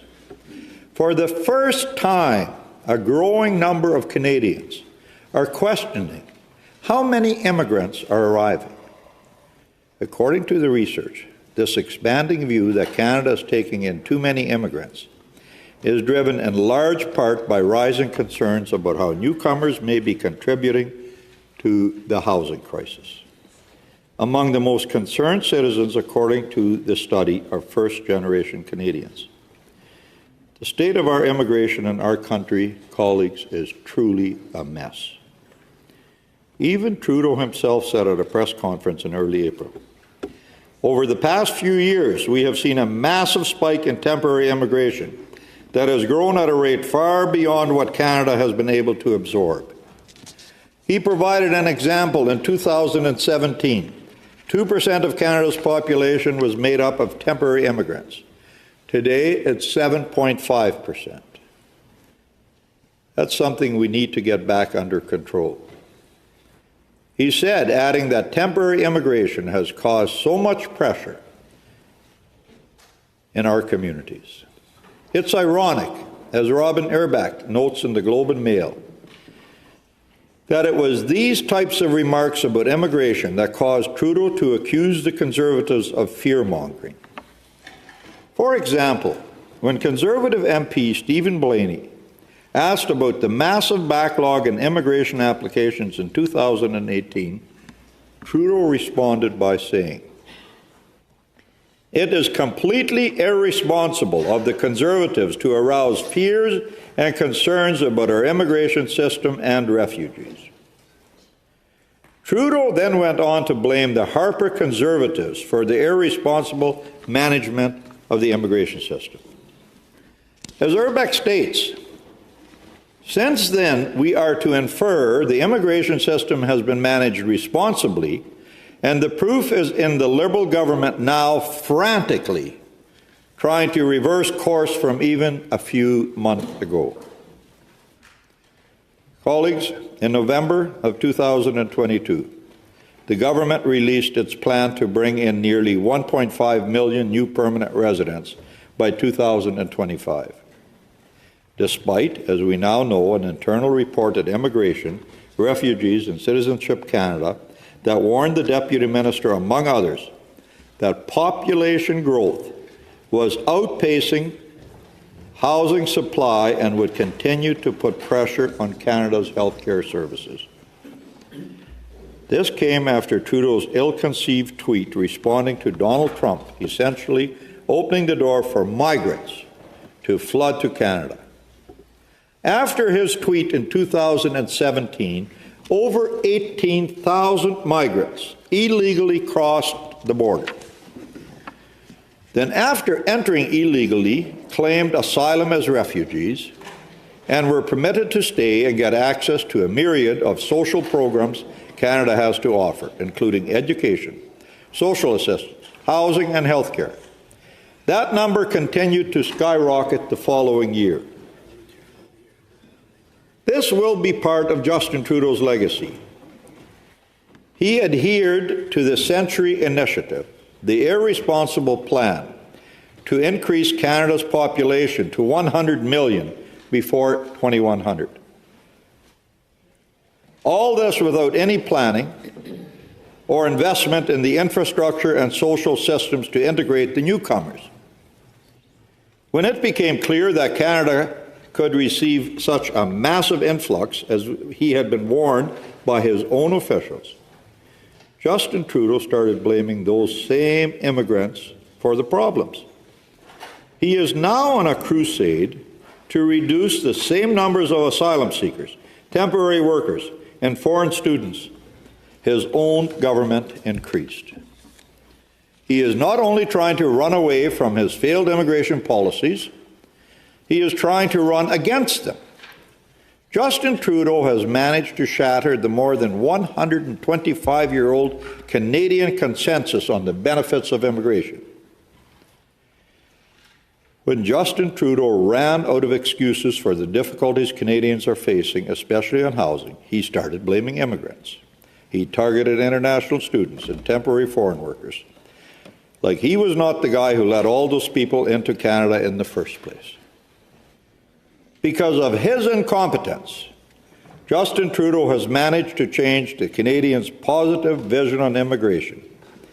And then he decided to pit Canadians against immigrants for his own political benefits. This will be his legacy.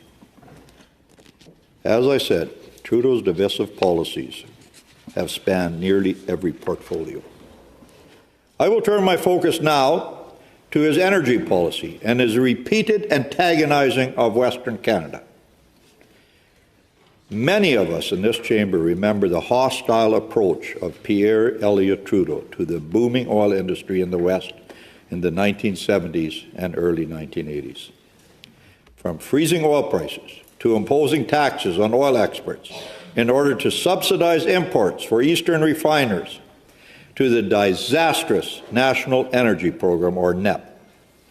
Tensions were so high between the federal government and the West that then Premier of Alberta, Peter Lougheed, called the export tax the most discriminatory action taken by a federal government against a particular province in the entire history of Confederation. The notorious NEP that followed was sold by the government as a way to redistribute some of the oil wealth from Alberta while keeping prices low for Canadians. In reality, it was a way for the government to curb some of its $14.2 billion deficit and high inflation rates. And it set the stage for a battle between the provinces and for Western alienation. It led to the first upswing of Western separatism and contributed to the tanking of a previously thriving economy. Many thousands of people lost their jobs and homes and attributed this directly to the program. When the National Energy Program was first announced, as the CBC reflected in a 2020 article, it was more than just a financial hit or the sense that the federal government was overstepping.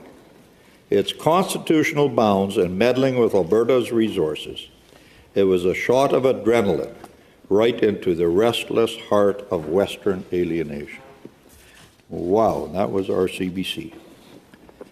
Thankfully, accompanying the election of the late, great, Right Honourable Brian Mulroney and the announcement that Canada was open for business, the NEP was formally terminated in its entirety. Now, colleagues, it has been over 40 years since the National Energy Program was enacted, but for many reasons, it still feels very fresh to Albertans. Its history is a looming reminder of what's possible, especially now with another Trudeau in office who has demonstrated that the proverbial apple has not fallen far from the tree.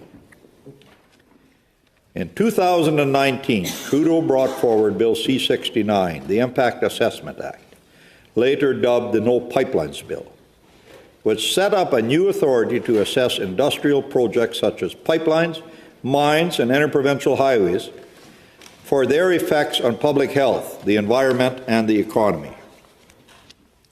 In effect, it created more red tape around bringing Canadian oil to market and gave the federal government the power to trump major projects like oil mines and oil sands projects if they deem them to not be in the public interest.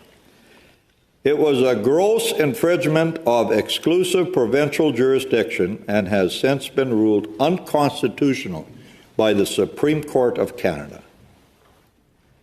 In 2021, Trudeau first announced the GHG emissions cap. His government would be placing on one industry, and one industry alone, the oil and gas sector. There was no simultaneous commitment to reduce emissions from other sectors of the economy, including transportation, which accounts for almost as much emissions as the oil and gas sector. The proposed regulations were brought forward in December of this year, and as promised, they single out the oil and gas industry and exempt the 73.4% of the remaining GHG emissions from other sectors. At best, it is scientifically unjustified, and at worst, it is an outright attack on the West.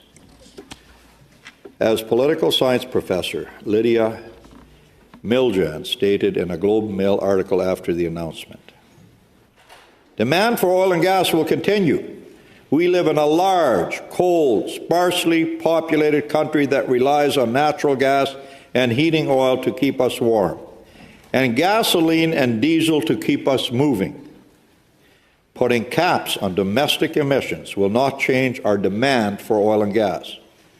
It will simply shift our supply from Canadian sources to countries that are willing to sell it to us. This is shameful. Likewise, analysts at the Fraser Institute, in a contribution to the Calgary Herald, stated, and I quote, Every credible forecast of world energy consumption indicates that oil and gas will continue to dominate the global energy supply mix for decades. Any constriction of our oil and gas production, and experts in Canada could merely shift production to other regions with lower environmental and human rights standards. The feeling of Western alienation was further exacerbated by the carbon tax, specifically by the carve-out favoring Atlantic provinces.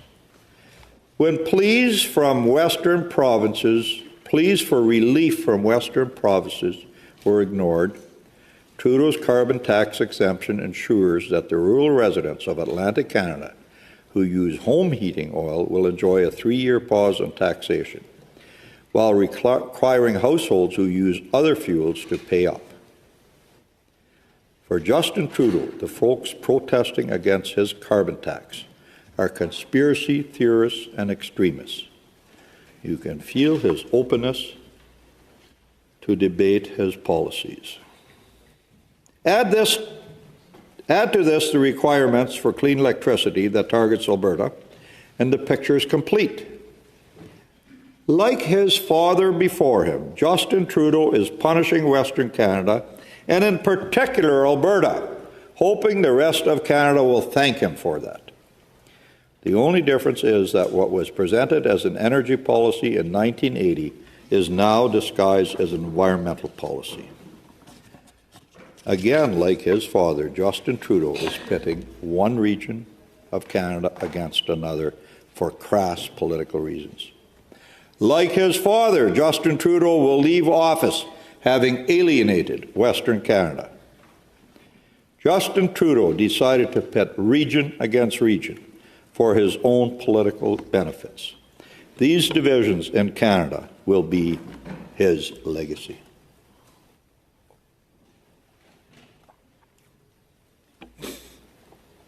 Pierre Elliott's tenure in office fueled the creation and rise of separatist movements. First in Quebec, then in Western Canada. History is now repeating itself. Another Trudeau, same result. In the Globe and Mail article entitled "National Unity is Fraying Under Trudeau's Watch," John Ibbitson eloquently paints a picture of a unified Canada before Trudeau took office, and aptly captures the provincial divides and the rebirth of separatist movements in Canada. Allow me to read directly from this article, as I think the point he illustrates is a crucial one. When the Liberals won their majority government in October of 2015, they had a golden opportunity to reverse decades of Liberal unpopularity in the West. The GRITS had taken 17 seats in British Columbia, 7 in Manitoba, 4 in Alberta, and 1 in Saskatchewan. They were well placed to grow that vote with policies that consulted rather than dictated, that recognized the importance of the resource-based Western economy, and that respected the distinct societies of the prairies and BC. He continued, Mr. Trudeau inherited a federation at peace.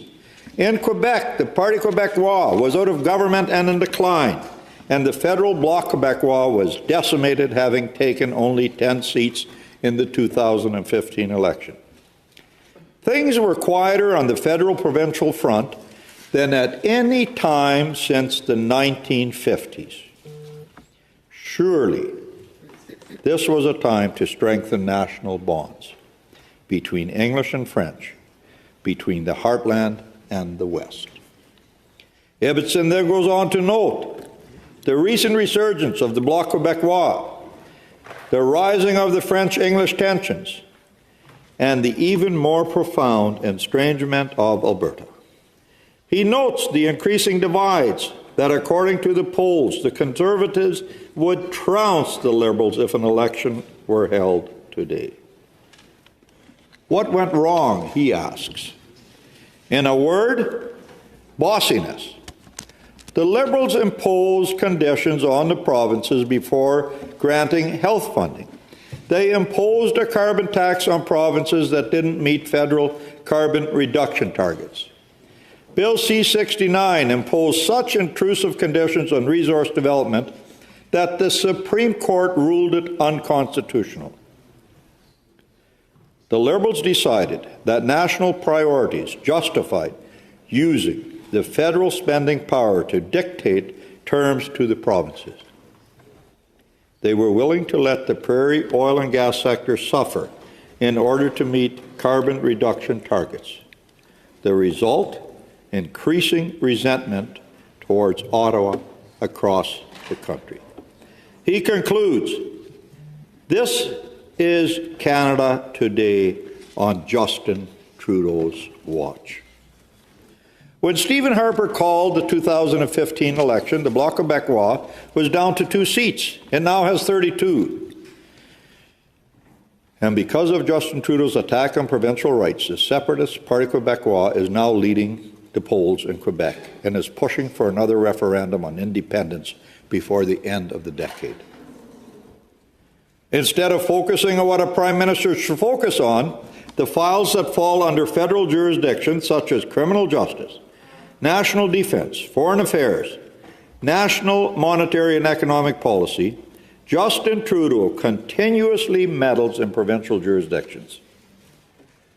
Almost all the budget announcements made by the Liberals in recent weeks were about a new program in a provincial jurisdiction. Isn't that ironic? Justin Trudeau wants to manage kindergartens, take over school food programs, arbiter tenant-landlord relations, manage the province's healthcare systems. After all, he and his fellow Liberals know better than all the premiers of all political stripes. Forget regional wisdom and experience. For him, provinces are a mere regional managers of his policies. What is ironic about his need to manage any and all the programs in the country is that he is unable to manage what is actually under his own jurisdiction. When you see what is going on in the passport office, when you see how our immigration policy is managed, when you see how our armed forces are under-equipped, you cannot help but hold your breath in fear as you wait to see what will happen with all the new programs that Team Trudeau is putting together. Trudeau's attacks on provincial jurisdictions have one objective: change the channel on his failures in the files under federal jurisdiction. Of course, in the process, he has created fights with premiers across the country. Even leaders of provincial NDP and Liberal opposition parties are distancing themselves from the federal Liberals. The BC Liberals had to change their name to make sure no one would think they support Justin Trudeau's policies. Fighting with the provinces was one of Pierre Elliott Trudeau's favourite pastimes. It may have been profitable in the short term for the Liberal Party in the 70s, but it almost destroyed our country. Justin Trudeau is using the same recipe that his father used back then. Pick fights with the provinces.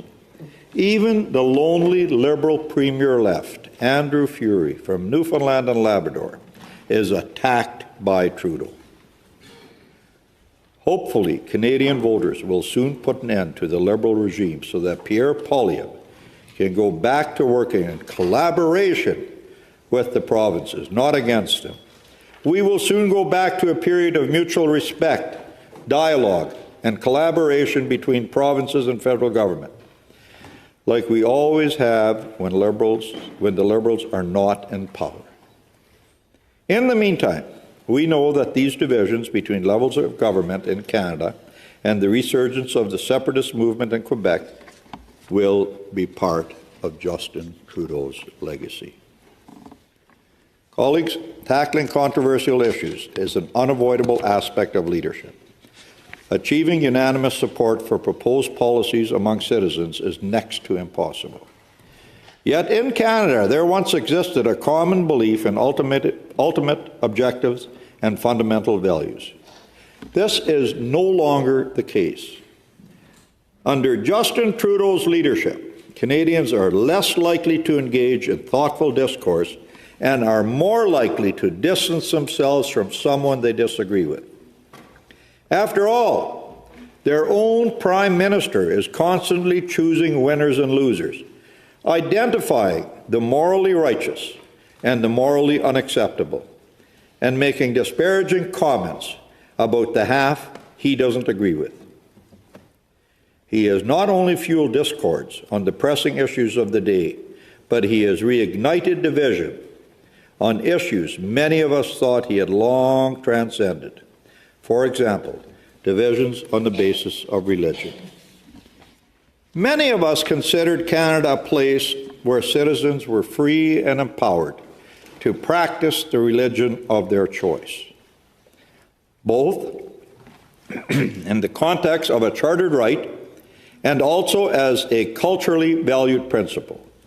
While this right still exists, Trudeau's unwavering adherence to his ideology has dictated that certain faiths are to be valued more than others.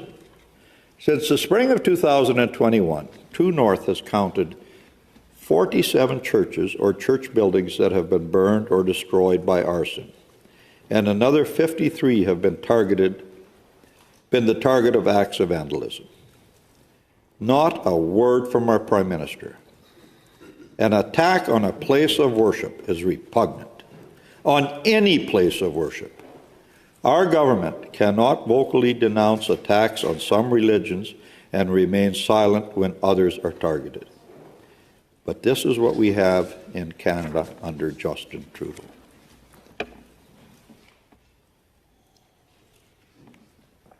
For example, he has pledged to remove the charity status of pregnancy crisis centers, who are often affiliated with the Christian faith because they have a different opinion than he does on the topic of abortion, more intolerable views. He has yet to act on the promise, but the threat still looms for these charities, as some of the advocates for the pregnancy centers have stated. If their charitable status is stripped, it would set a dangerous precedent and would affect far more than just crisis centers. For example, it would impact churches, camps, and ministries. The Liberal talking points have specifically singled out crisis pregnancy centers as the type of organization that would be targeted. Yet some have wondered about the language and what would be classified as an anti-abortion organization. For example, would a place of worship that opposes abortion qualify? As David Cook from Campaign Life Coalition stated, whenever a charitable status is revoked, donations go down. If they don't have tax-exempt status, they're going to have to start paying property tax. And that property tax will just kill them. It's going to shut them down. Pregnancy Care Canada has helped hundreds of thousands of women by providing material supplies such as diapers, formula, and clothing, prenatal education, parenting programs, and even post-abortion support and care. By any measure, this is a charity. When Minister Freeland's office was asked by the National Post whether or not churches could lose their tax-exempt status, and by what metric the CRA would determine an organization was providing dishonest counseling, they did not provide answers, just reiterated the Liberal platform promise. You'll remember this isn't the first time the Liberals have targeted pro-life groups. In 2017, the government required groups participating in the Summer Student Jobs Program to declare that they were not pro-life, which disqualified a number of religious organizations across Canada from receiving Canada's Summer Job Subsidy. And prior to that, in 2014, he stated that all of the Liberal candidates had to share his view on abortion to run for the party. How progressive. On an issue on which Canadians are divided, rather than taking the position of previous prime ministers who stated repeatedly they would not reopen the debate on abortion, Justin Trudeau has inserted himself squarely in the middle of the debate, once again choosing winners and losers, a right side and a wrong side, tolerable Canadians and intolerable Canadians. On an already impassioned and emotional debate, Trudeau has done nothing to ease tensions and instead has driven a wedge even further. Let me quote a May 17th article from the Toronto Sun under the headline, "Trudeau is stoking the fires of division." Another day, another attack by Prime Minister Justin Trudeau on a Conservative Premier. He's attacked Saskatchewan's Scott Moe over the carbon tax. He's assailed Alberta's Danielle Smith over almost everything. This week, Trudeau targeted New Brunswick Premier Blaine Higgs, calling him a disgrace on women's rights and criticizing him for his policies on gender identity. By importing American politics, Trudeau is stoking the fires of division. With respect to the Israel-Hamas war, Trudeau has made numerous, jumbled, incomprehensible statements and has tried to take a public position of neutrality, while sending some MPs to mosques to deliver one message and others to a synagogue to deliver another message. The Liberals have now supported a motion that makes a false equivalency between the State of Israel and the terrorist organization Hamas, and in doing so have alienated members of his own caucus, like Jewish Member of Parliament Anthony Housefather, who stated that the motion crossed the line. His embarrassing and incoherent foreign policy positions and the division among his own caucus has even caught the attention of international media. The Economist published an article in April entitled, "Justin Trudeau is beset by a divided party and an angry electorate," noting that Trudeau has had to quell several angry exchanges among his Liberal MPs over Canada's role in the war in Gaza. They referenced the original NDP motion calling for a ceasefire and the recognition of Palestinian state, and noted that more than half of Trudeau's caucus supported the motion before it was watered down. The article notes, had it gone ahead, it would have laid bare a split among Liberal MPs. It goes on to say that the amended version, quote, avoided an embarrassing display on foreign policy incoherence, but noted that 3 Liberal MPs broke rank and voted against the motion, while many did not show up for the vote at all. On this issue, Trudeau delivers his typical platitudes, calling on Canadians to stop entrenching division and to remember who we are. But his position of neutrality and moral relativism has contributed to a fractured Canada.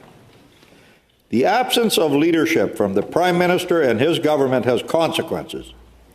Only a few days ago, right here on Wellington Street, a mob was cheering for Hamas and celebrating the October 7th massacre. Trudeau's lack of moral clarity is simply staggering and has emboldened the wave of anti-Semitism and Jew hatred that we are witnessing right across Canada. It is clear that these anti-Israel movements are coordinated and financed from overseas. Instead of protecting Canada from yet another foreign interference in our public debate, the Trudeau government is completely missing in action. This lack of leadership and moral clarity from Justin Trudeau, combined with the pandering by the Liberals for votes from certain communities, is causing more and more divisions in Canada. We now have tensions between the Muslim and Jewish communities like we have never seen before in Canada. And it is also the case for tensions between the Chinese community or between Sikhs and Hindus. Canada is built on respect between all communities. A true leader would make it clear all Canadians will be treated equally, and Canadians must respect each other. But Justin Trudeau has fueled the divisions for electoral purposes, and he will leave behind a more divided Canada. This will be his legacy. Finally, the housing crisis, particularly the affordability component, has the potential to divide us even further, to the extent of a revolt, according to a recent RCMP report. A heavily redacted RCMP report was made public in March as the result of an access to information request filed by Matt Malone, an assistant professor of law at the British Columbia's Thomson Rivers University. The report warns of a plausible descent into civil unrest in the near future once Canadians recognize the hopelessness of their economic situation. The report reads, "The coming period of recession will accelerate the decline in living standards that the younger generations have already witnessed compared to earlier generations. For example," it adds, "many Canadians under 35 are unlikely ever to be able to buy a place to live." This is truly, truly sad. There is now a divide between those who own a home and those who can only dream of doing so. Young Canadians, and in particular young families, are plagued by the issue of affordable housing. According to The Economist, young Canadians are the world's 58th happiest. The 58th happiest, just ahead of youth in Ecuador, a country racked by gang violence. The data from the RCMP report is accurate according to available statistics. The recent analysis by the Royal Bank of Canada demonstrates that housing affordability has reached worst ever levels in Canada. For example, currently only the wealthiest 26% of Canadian families will ever be able to afford a single-family home. When Trudeau took office, a household earning a median income could cover the cost of owning an average home by spending 39% of their pay. No more. Now that figure is 64%. Criminal. 39% to 64% from 2015 to today. Sky-high interest rates and housing crisis, both of Trudeau's doing, are preventing Canadian families from owning a home. Shame. As the RCMP report reads, economic forecasts for the next 5 years and beyond are bleak. We have seen badly managed economies in the past, but I never thought I would see a Canadian government destroy the financial security of its citizens so profoundly that the RCMP would have to start planning for civil unrest. That, colleagues, is Justin Trudeau and the Liberal Party of today. Faced by this growing discontent, the Liberals decided to open two other fronts: attack the so-called wealthy and try to pit young Canadians against their parents. It is always the same story with the Trudeau Liberals. Instead of working to correct the problems, they'd find ways to blame someone else. The Trudeau Champagne socialists have decided to wage a class warfare. They are attacking not only big U.S. companies, they are also attacking Bell and Rogers. Running away from their record, the Liberals are telling us that grocery chains are to blame for inflation. When did we start with grocery chains? They've been around for a while. Now they are blamed for inflation. Now they have decreed that what they call the ultra-rich should pay for the Trudeau deficits. The same guys who are giving billions upon billions to car manufacturers are complaining that capitalism is bad. The same guys who are complaining that Loblaws is making too much money gave them millions of dollars to change their fridges. The same guys who are complaining that there aren't enough rentals on the market have decided to increase the taxes of the people who buy, renovate, and manage small apartment buildings. And the same guys who say they do all of this for future generations are saddling them with hundreds and hundreds of billions of dollars worth of debt. And the message from the Trudeau government in its last budget could not be clearer. If young Canadians cannot find a home, feel they are underemployed or have lost hope for their future, it is not because of the Liberals who have been in power for the last years. It is the boomers' fault. Justin Trudeau has decided to pit Canadians against Canadians, according to their age or to their revenue for his own political benefit. This will be Justin Trudeau's legacy.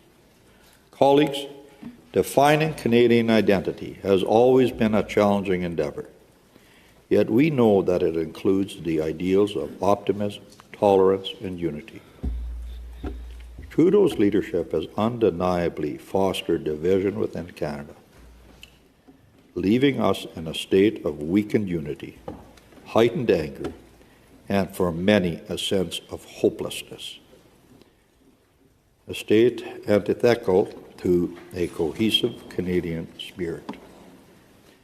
While navigating controversial issues is an inherent aspect of governance, it is unacceptable for a leader to actively cultivate discord, sow division among citizens, or disparage dissenting voices. He has created several classes of Canadians, divides us by race, sexuality, vaccine status, region, and age. He has declared some segments of our population intolerable. It's a prime example of divide and conquer strategy intended to distract from his very own failings as the Prime Minister of our country. A more divided Canada, that is the legacy of Justin Trudeau. A change of government, colleagues, has never been more critical. The essence of Canadian spirit endures, albeit fragile. Memories linger for a time of solidarity and prosperity. There remains hope for a future where unity is restored, where the federal and provincial governments collaborate, where separatist sentiments dissolve, where racial tensions fade into history, where immigration is viewed as an enrichment of our society, where international conflicts do not spill into our streets, and where politicians do not use cheap populist rhetoric to divide and conquer. What is clear, colleagues, is that Canada needs a common-sense Conservative government, led by Pierre Poilievre, who will restore our unity. The challenges that we will face in order to repair our broken country are immense. But, colleagues, it is together that we will achieve this task of rebuilding Canada after these 9 long years of darkness. Colleagues, I started this as a Netflix series. That is episode 2 of season 1. I still have a fair bit more to say on this topic because there really is no amount of, there is just no end to the amount of fuel that I get from this Prime Minister. And so I will speak to episode 3 in the very near distant future. And on that note, colleagues, I would like to adjourn the debate for the balance of my time. Thank you, colleagues. Formalities for a moment and dive right into a subject that is not so cheerful, but very, very necessary to discuss. Let me walk you through the past 7 days in Europe. This week in Stockholm, 3 elderly women in their 70s were stabbed in broad day. Can we smoke out here? Anita, how are you now? Well, it's been quite a week, as I'm sure you've heard. May I show you my sister-in-law's gash? Oh, we heard, so. It's not our only ailment this week, unfortunately. Just yesterday, I cut my finger chopping wood. I continued to work, of course, while licking it occasionally to keep the blood from getting on my dress, but long and the short, I spent the whole afternoon licking my own axe wound. The last thing I'd want is for the children to look out in the yard and see their mother licking her own axe wound. Lavina's made lemonade, and I implore you to hydrate once. After all, you'll be hammering box all afternoon. Hammering box? My feed boxes were destroyed in the windstorm Wednesday last. And I want to know, which one of you is going to pound my box? I screwed that box for hours yesterday.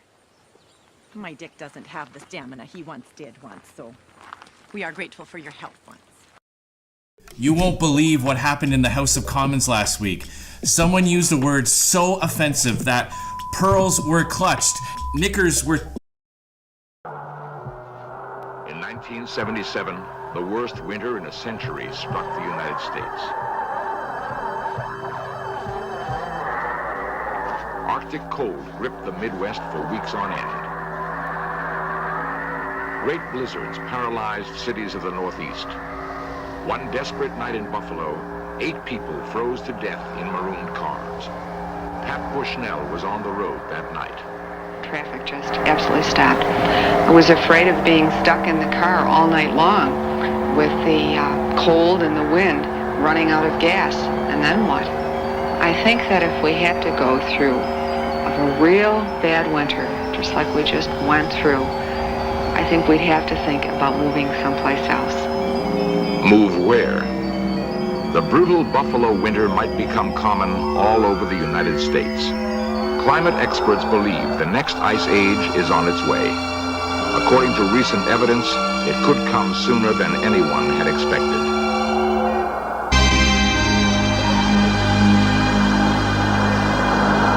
At weather stations in the far north, temperatures have been dropping for 30 years.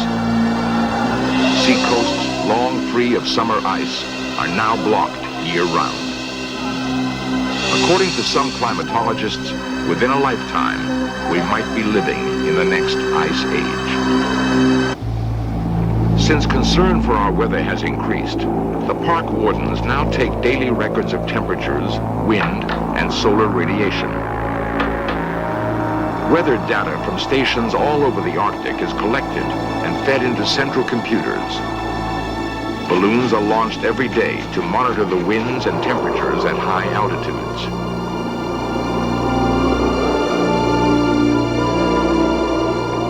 The data shows that average temperatures in the Arctic have fallen dramatically over the last 30 years. In most locations, the drop has been about 2 degrees centigrade. At that rate, the descent to ice age temperatures could take less than 200 years. It is not only the lonely Arctic that has cooled. The whole northern hemisphere is growing steadily colder.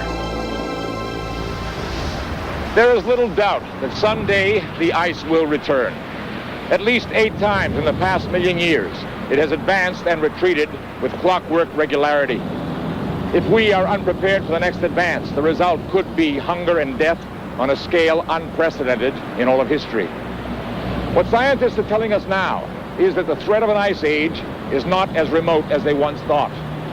During the lifetime of our grandchildren, Arctic cold and perpetual snow could turn most of the inhabitable portions of our planet into a polar desert. In Greenland, the snows of centuries have piled up on the largest ice cap in the northern hemisphere. Scientists have recently discovered evidence of a climatic catastrophe. Drilling down over 1,400 meters, geologists have collected precious samples of ancient ice. Some of it fell as snow over 100,000 years ago. The ice is shipped south, where it is kept frozen at minus 35 degrees and carefully divided up for study. By separating out the 2 forms of oxygen in the ice, scientists have been able to chart the temperatures when it fell as snow. Near the bottom of the ice cap, they found traces of widespread freezing occurring with dramatic suddenness.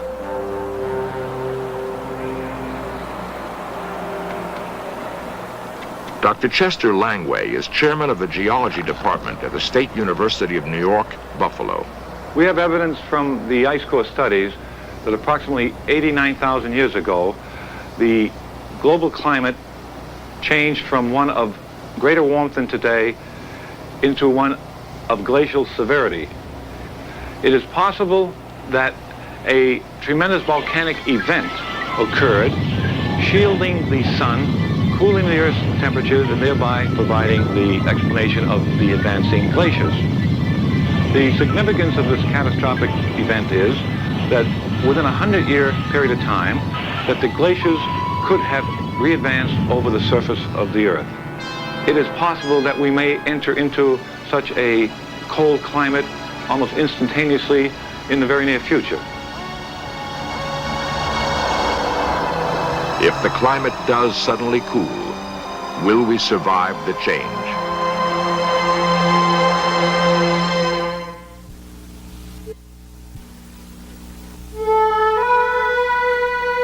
Of the 9 planets in our solar system, only Earth has conditions favorable to human life.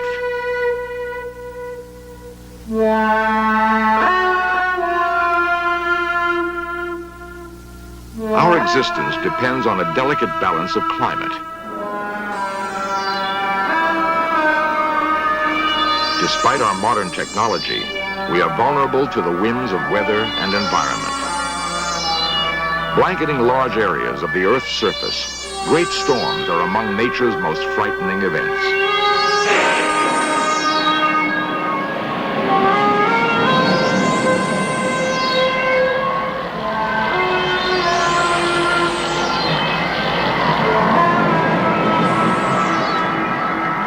Uncontrollable tempests make us aware how fragile life on our planet really is. The comfortable cycle of spring sowing, summer growth, and fall harvest is, in terms of long history, abnormal. Only in the last 10,000 years has Earth enjoyed continuing warmth. Because of this, our population has exploded to 5 billion people.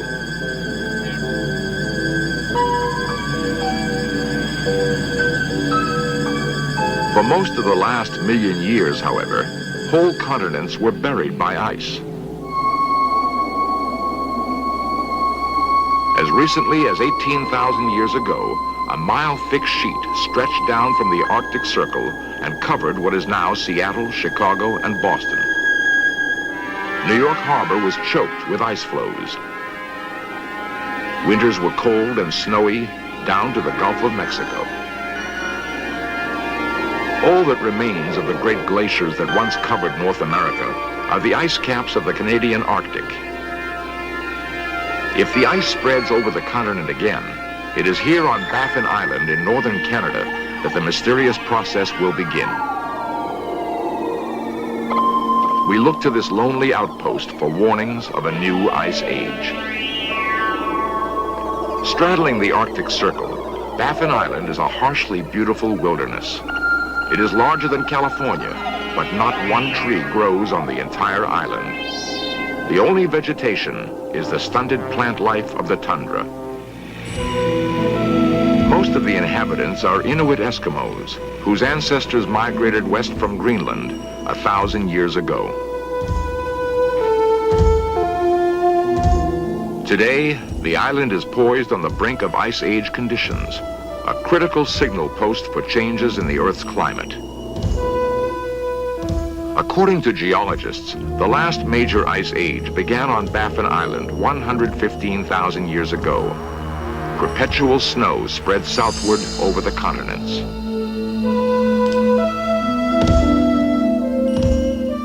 The weight of many years of snow compressed into ice. The ice grew thicker until it covered Canada, the northern United States, and Europe to a depth of 2 miles. For 100,000 years, the ice remained over large areas of the continents. Then, it retreated to the Arctic, and for the last 10,000 years, we have flourished in a warm interglacial period.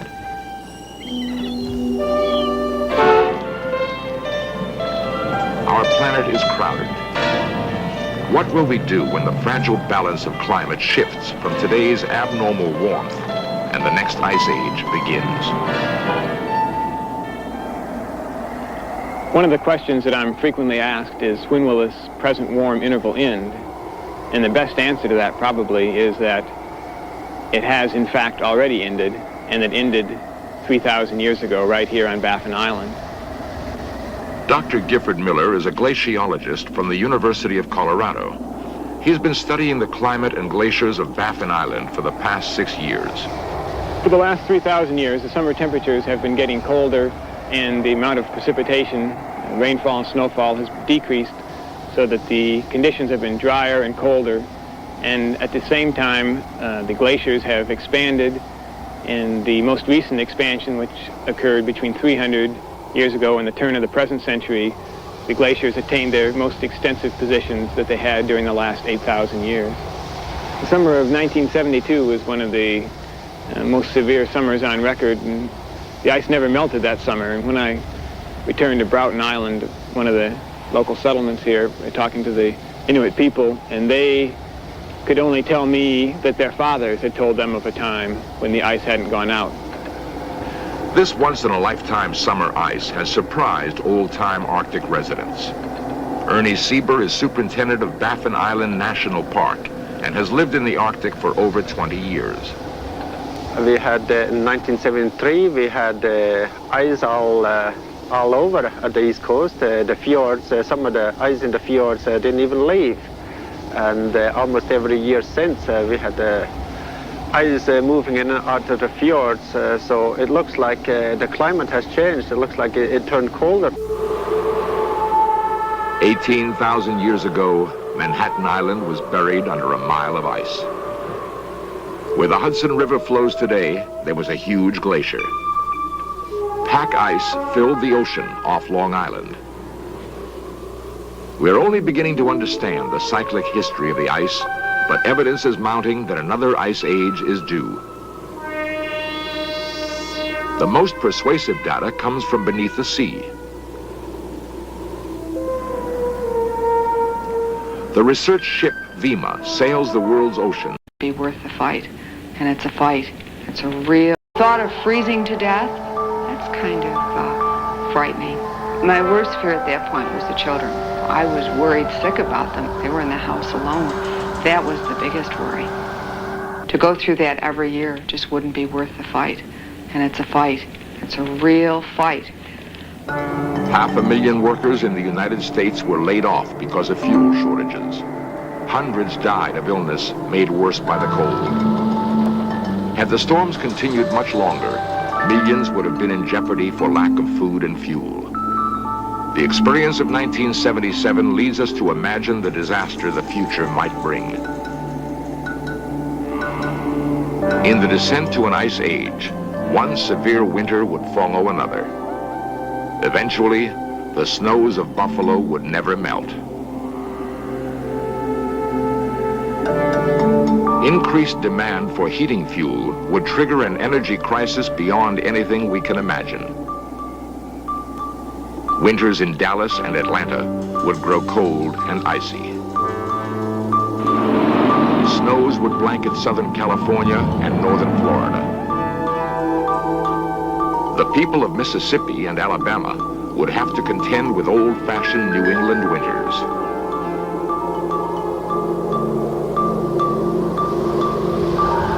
Icy winds would sweep the Kansas wheat fields. Colorado's summer grazing lands would resemble the Arctic tundra. In California, glaciers would advance from the Sierra Nevada toward the fertile San Joaquin Valley. Food production would plummet. Prices would soar out of sight. Every winter, the line of year-round snow would move further and further south. If the catastrophic event of 89,000 years ago repeats itself, the ice could return within a single lifetime. If an ice age is coming, what can we do to stop it? Nuclear energy might be used to loosen polar ice caps. Sea ice could be melted by covering it with black soot to increase the absorption of sunlight. Dr. Steven Schneider is a climatologist from the National Center for Atmospheric Research. Can we do these things? Yes. But will they make things better? I'm not sure. We can't predict with any certainty what's happening to our own climatic future.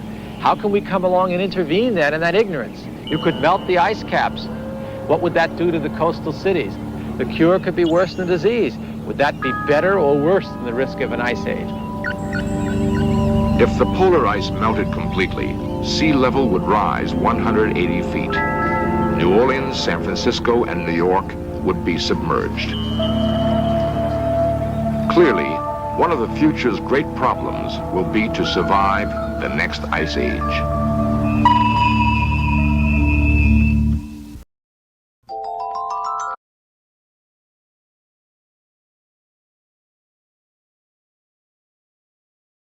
Sorry, gang, one last video to jump into.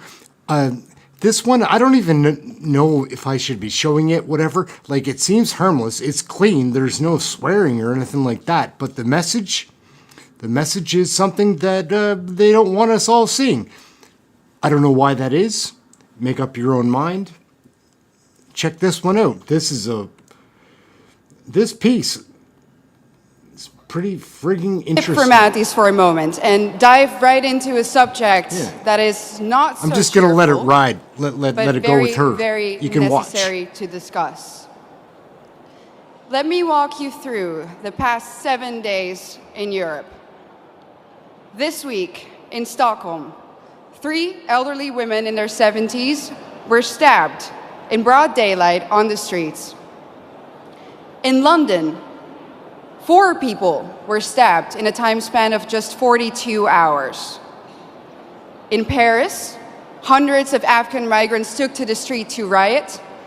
And in Brigalow, also in France, yet another church was burned down to the ground. And that, ladies and gentlemen, is just a few incidents in just a couple of days on our beautiful continent. But we all know that these incidents aren't incidents anymore. If there's one thing that's for sure, is that we know, and our governments also know, that there is a link between mass migration and crime. In the Dutch city of Dordrecht, something interesting happened the other day. They announced, and this is a small city in the Netherlands, in my home country, that a new asylum center will be put in that little town. And what did the municipality do?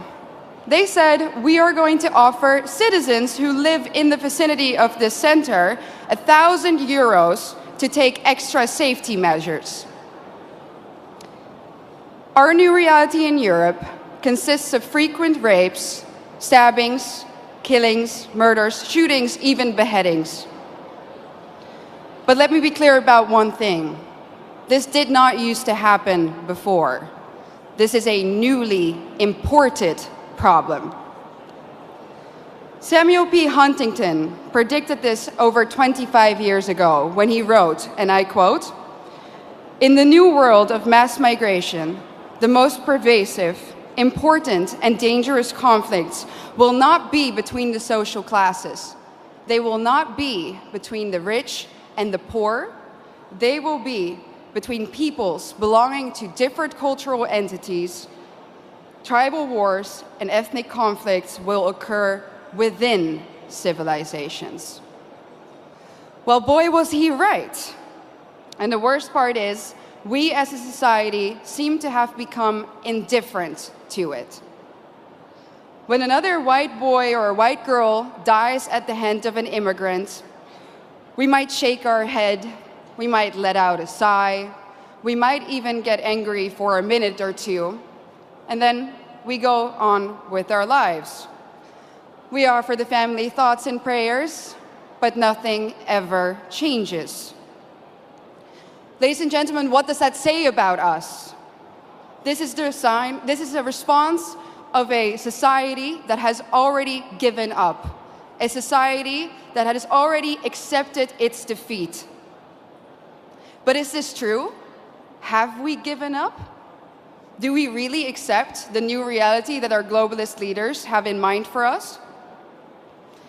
I know one thing for sure, and that is that if nothing changes, if we don't start to seriously fight for our continent, for our religion, for our people, our countries, then this time that we live in will go down in history as the time in which Western nations no longer had to get invaded by hostile armies in order to be conquered, This time will then go down in history as the period in which the invader was actively invited in by a corrupt elite. And not only did this corrupt elite invite the enemy in, they made the native population pay for it too. Everyone who has eyes can see it. The native, white, Christian European population is being replaced at an ever-accelerating rate. Let me back this up for you with some statistics from my home country. Let's take Amsterdam, the capital. Amsterdam currently consists of 56% migrants. The Hague, 58% migrants. Rotterdam, almost 60% migrants. And of course, most of these immigrants come from non-Christian, non-Western, African and Middle Eastern countries. Conclusion, the Dutch population is already outnumbered in the majority of our cities. But let's look onwards. London, 54% migrants. Again, conclusion, native population outnumbered. Brussels, color me shocked, 70% migrants. Conclusion, native population majorly outnumbered. And other Europeans will of course follow suit soon if they haven't already. So I'm going to draw the forbidden conclusion here. The Great Replacement theory is no longer a theory, it's reality. And what's interesting about replacement is that the establishment will either deny its existence, or when they admit to it, they say that it's a good thing that the native European population is soon no longer a majority on its own continent. Dutch national disgrace and dubbed climate pope Frans Timmermans already stated in 2015 that diversity is humanity's destiny, and that Europe will be diverse. And of course, by now, I think we all know what they mean with the word diversity. It means less white people, less of you. Imagine this in an Asian or an African country. Imagine their leaders rejoicing in the fact that their people will soon no longer be a majority in their own country. Absolutely unthinkable, unimaginable. So what in the world is wrong with our leaders? The underlying sentiment of what they say is always the same. Our establishment claims that white people are evil and that our history is somehow fundamentally different from that of others. Consciously or unconsciously, they have sucked up the lies and the anti-white dogmas of the neo-Marxist critical race theory. That's why the totalitarians in Brussels are trying to force you, the Hungarian people, a sovereign nation, to accept immigrants despite the fact that the population has said no, and so has the government. But make no mistake, the majority of the Dutch people haven't asked for this either. Just like Brussels is forcing Hungary to accept these hordes of immigrants, they are doing the same now, even in the smallest of towns in the Netherlands. No part may remain Dutch in the traditional sense of the word. No part of Europe may remain European. And it's not difficult to understand why. If the old Europe still exists in certain places, then people will be able to compare the new Europe to the old, and newsflash, they will prefer the old. That's why the Eurocrats hate Hungary so much. And their message is clear. Our way of life, our Christian religion, our nations, they have to go, without exception. Their vision of the future is the neoliberal, unrecognizable Europe, where every city becomes kind of like Brussels. Ugly, dirty, unsafe, zero social cohesion, where the buildings are constantly under construction and they never ever seem to finish, and even when they do, the end result is uglier somehow than what they started with. And what are we left with? A permanent state of isolation, confusion, and disorientation. Ladies and gentlemen, welcome to the New World Order.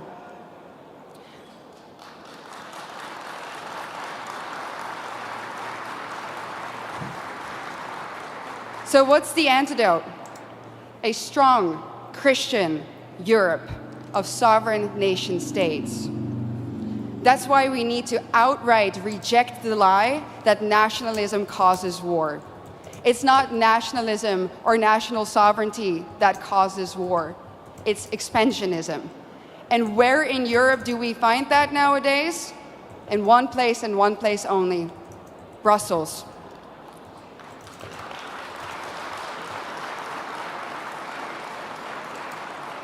Isn't it funny how the same people who erode our national sovereignty and love to do it, give it all up to the Eurocrats there, that those people are now telling us that we need to spend billions and billions of euros on the national sovereignty of Ukraine? It's a joke, honestly, and it's a pretty sick, expensive, and dangerous joke. During a recent interview, I got asked by an interviewer, do you think that you ever go too far? Do you think that you're ever too radical? I thought about it for a second, and I said, no. No, I don't think I go too far. Truth be told, ladies and gentlemen, I think we in Europe do not go far enough. I think that if we really think about the organized, structural attack on our civilization, that we don't do enough. Do we do enough to stop the attack on our families, on our continent, on our countries, on our religion? When we hear about another murder, another stabbing of a young innocent child, do we do enough? When we know that our national sovereignty has been given up in less than a century to Brussels, do we do enough? When we hear that Christian kids in Germany are now converting to Islam to fit in, do we do enough? I don't think so. The totalitarian institute of the European Union needs to come down. Let me be clear, I don't believe in reforms. When the foundation of your institution is rotten, and that is the case in Brussels, you can rebuild the house on top of it all you want, but it's still going to crumble. So the only answer is the Tower of Babel needs to be destroyed.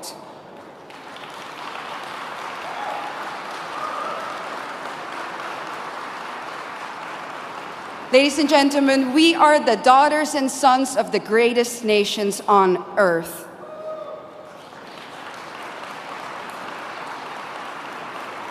And we need to ask ourselves, what has happened to us? Where do we come from? And more importantly, where are we going? Our elites have declared a war on us, and now it is time for us to put on the full armor of God, fight back, and win. Thank you so much.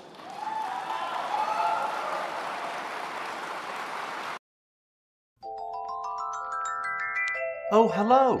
Do you have a warrant to be here? Maybe there's a little grass growing right along here. Some happy little things. I love you, you love me. We all own our own bodies, so marry who you want and do whatever drugs you choose. And when it's time, you can die with dignity by determining your own end-of-life plan. Hi, Maria!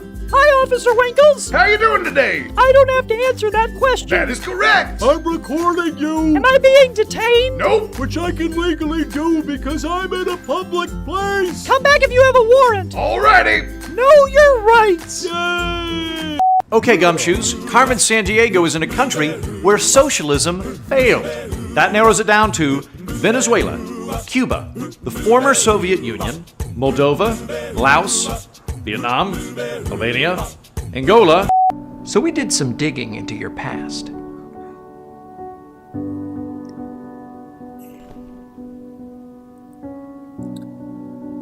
Oh, the suspense is killing me! But we still haven't solved the case, Holmes. Why is marijuana a Schedule I drug? Elementary, my dear Watson. Nixon and racism. What? You okay? I don't know. Hey man, it's alright. It's alright. We've got qualified immunity. Qualified immunity, it's not for you, it's just for me. I shot your dog. I shot your wife. I get to go on with my life. My favorite part is where the character says, I do not want green eggs and ham. And then Sam I Am says, that's fine, you don't have to eat them. That's your right. The end. It's a short book. Here we see one of the last taxicab monopolies struggling for life. Competitors have entered their ecosystem. Do you know what eminent domain abuse is? It's when the government decides the neighborhood of make-believe is better used by a Taiwanese LCD manufacturer. Today we have a real senator. Hello, Senator. How are you doing? What is your favorite color? I would have to say blue. Me too. Tell me, why did you sell all your stock right before the crash? I mean, it's literally just the tragedy of the commons, but they made it cute. And that sound means we're in international waters. I'm gonna marry a robot and sell my kidney on eBay. My dearest Rowena, today the district attorney filed criminal charges against a two-door sedan. Carmen Sandiego is hiding in a country that contains an American military base. Is she in Australia, Bahrain, Belgium, Brazil, Bulgaria, the British Indian Ocean Territory, Cuba, Germany, Djibouti?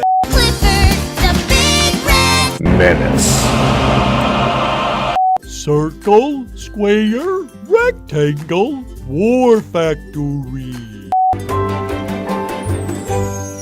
All right, Jack, where is your gay wedding cake? I refuse to bake a gay wedding cake, and you can't force me to. It's my right. That is your right, but it is my right to kick you off of this show. Please leave. Yep. You homophobic bearded meat goblin. I just want enough to warm it up some. I don't want to set it on fire. It's very easy to set it on fire. Well, today on This Old House, we're at the city zoning office because they think our new porch is 2 inches too close to the sidewalk, which is f***ing bullshit because their sidewalk is too far away from the street, which they'd know about if they'd read any of the emails I'd sent them over the past 18 months. So join us as we waste our whole f***ing day on this shit.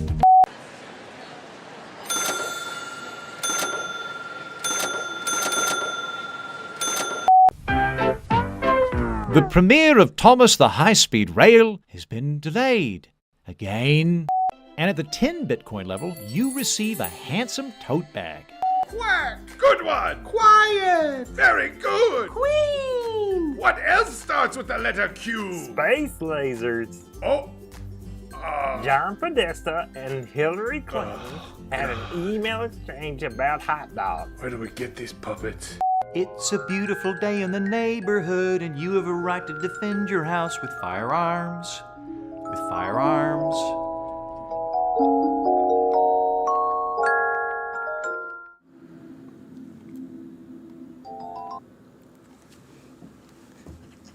We're just going to wrap up, guys. It's been a very fun afternoon hanging out with everybody, trying to say like hello and goodbye to everybody. It's hard to cover everyone. What's up, Keith?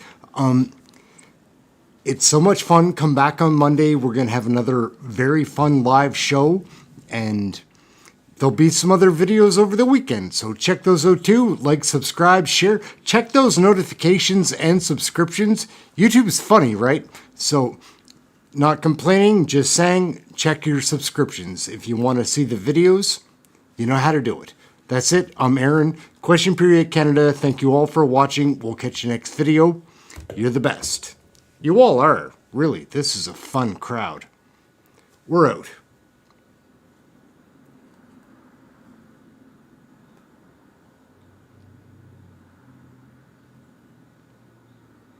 I'm just trying to time. Like, I don't want it to cut off. I have an issue with that. I'm learning. We're out, gang.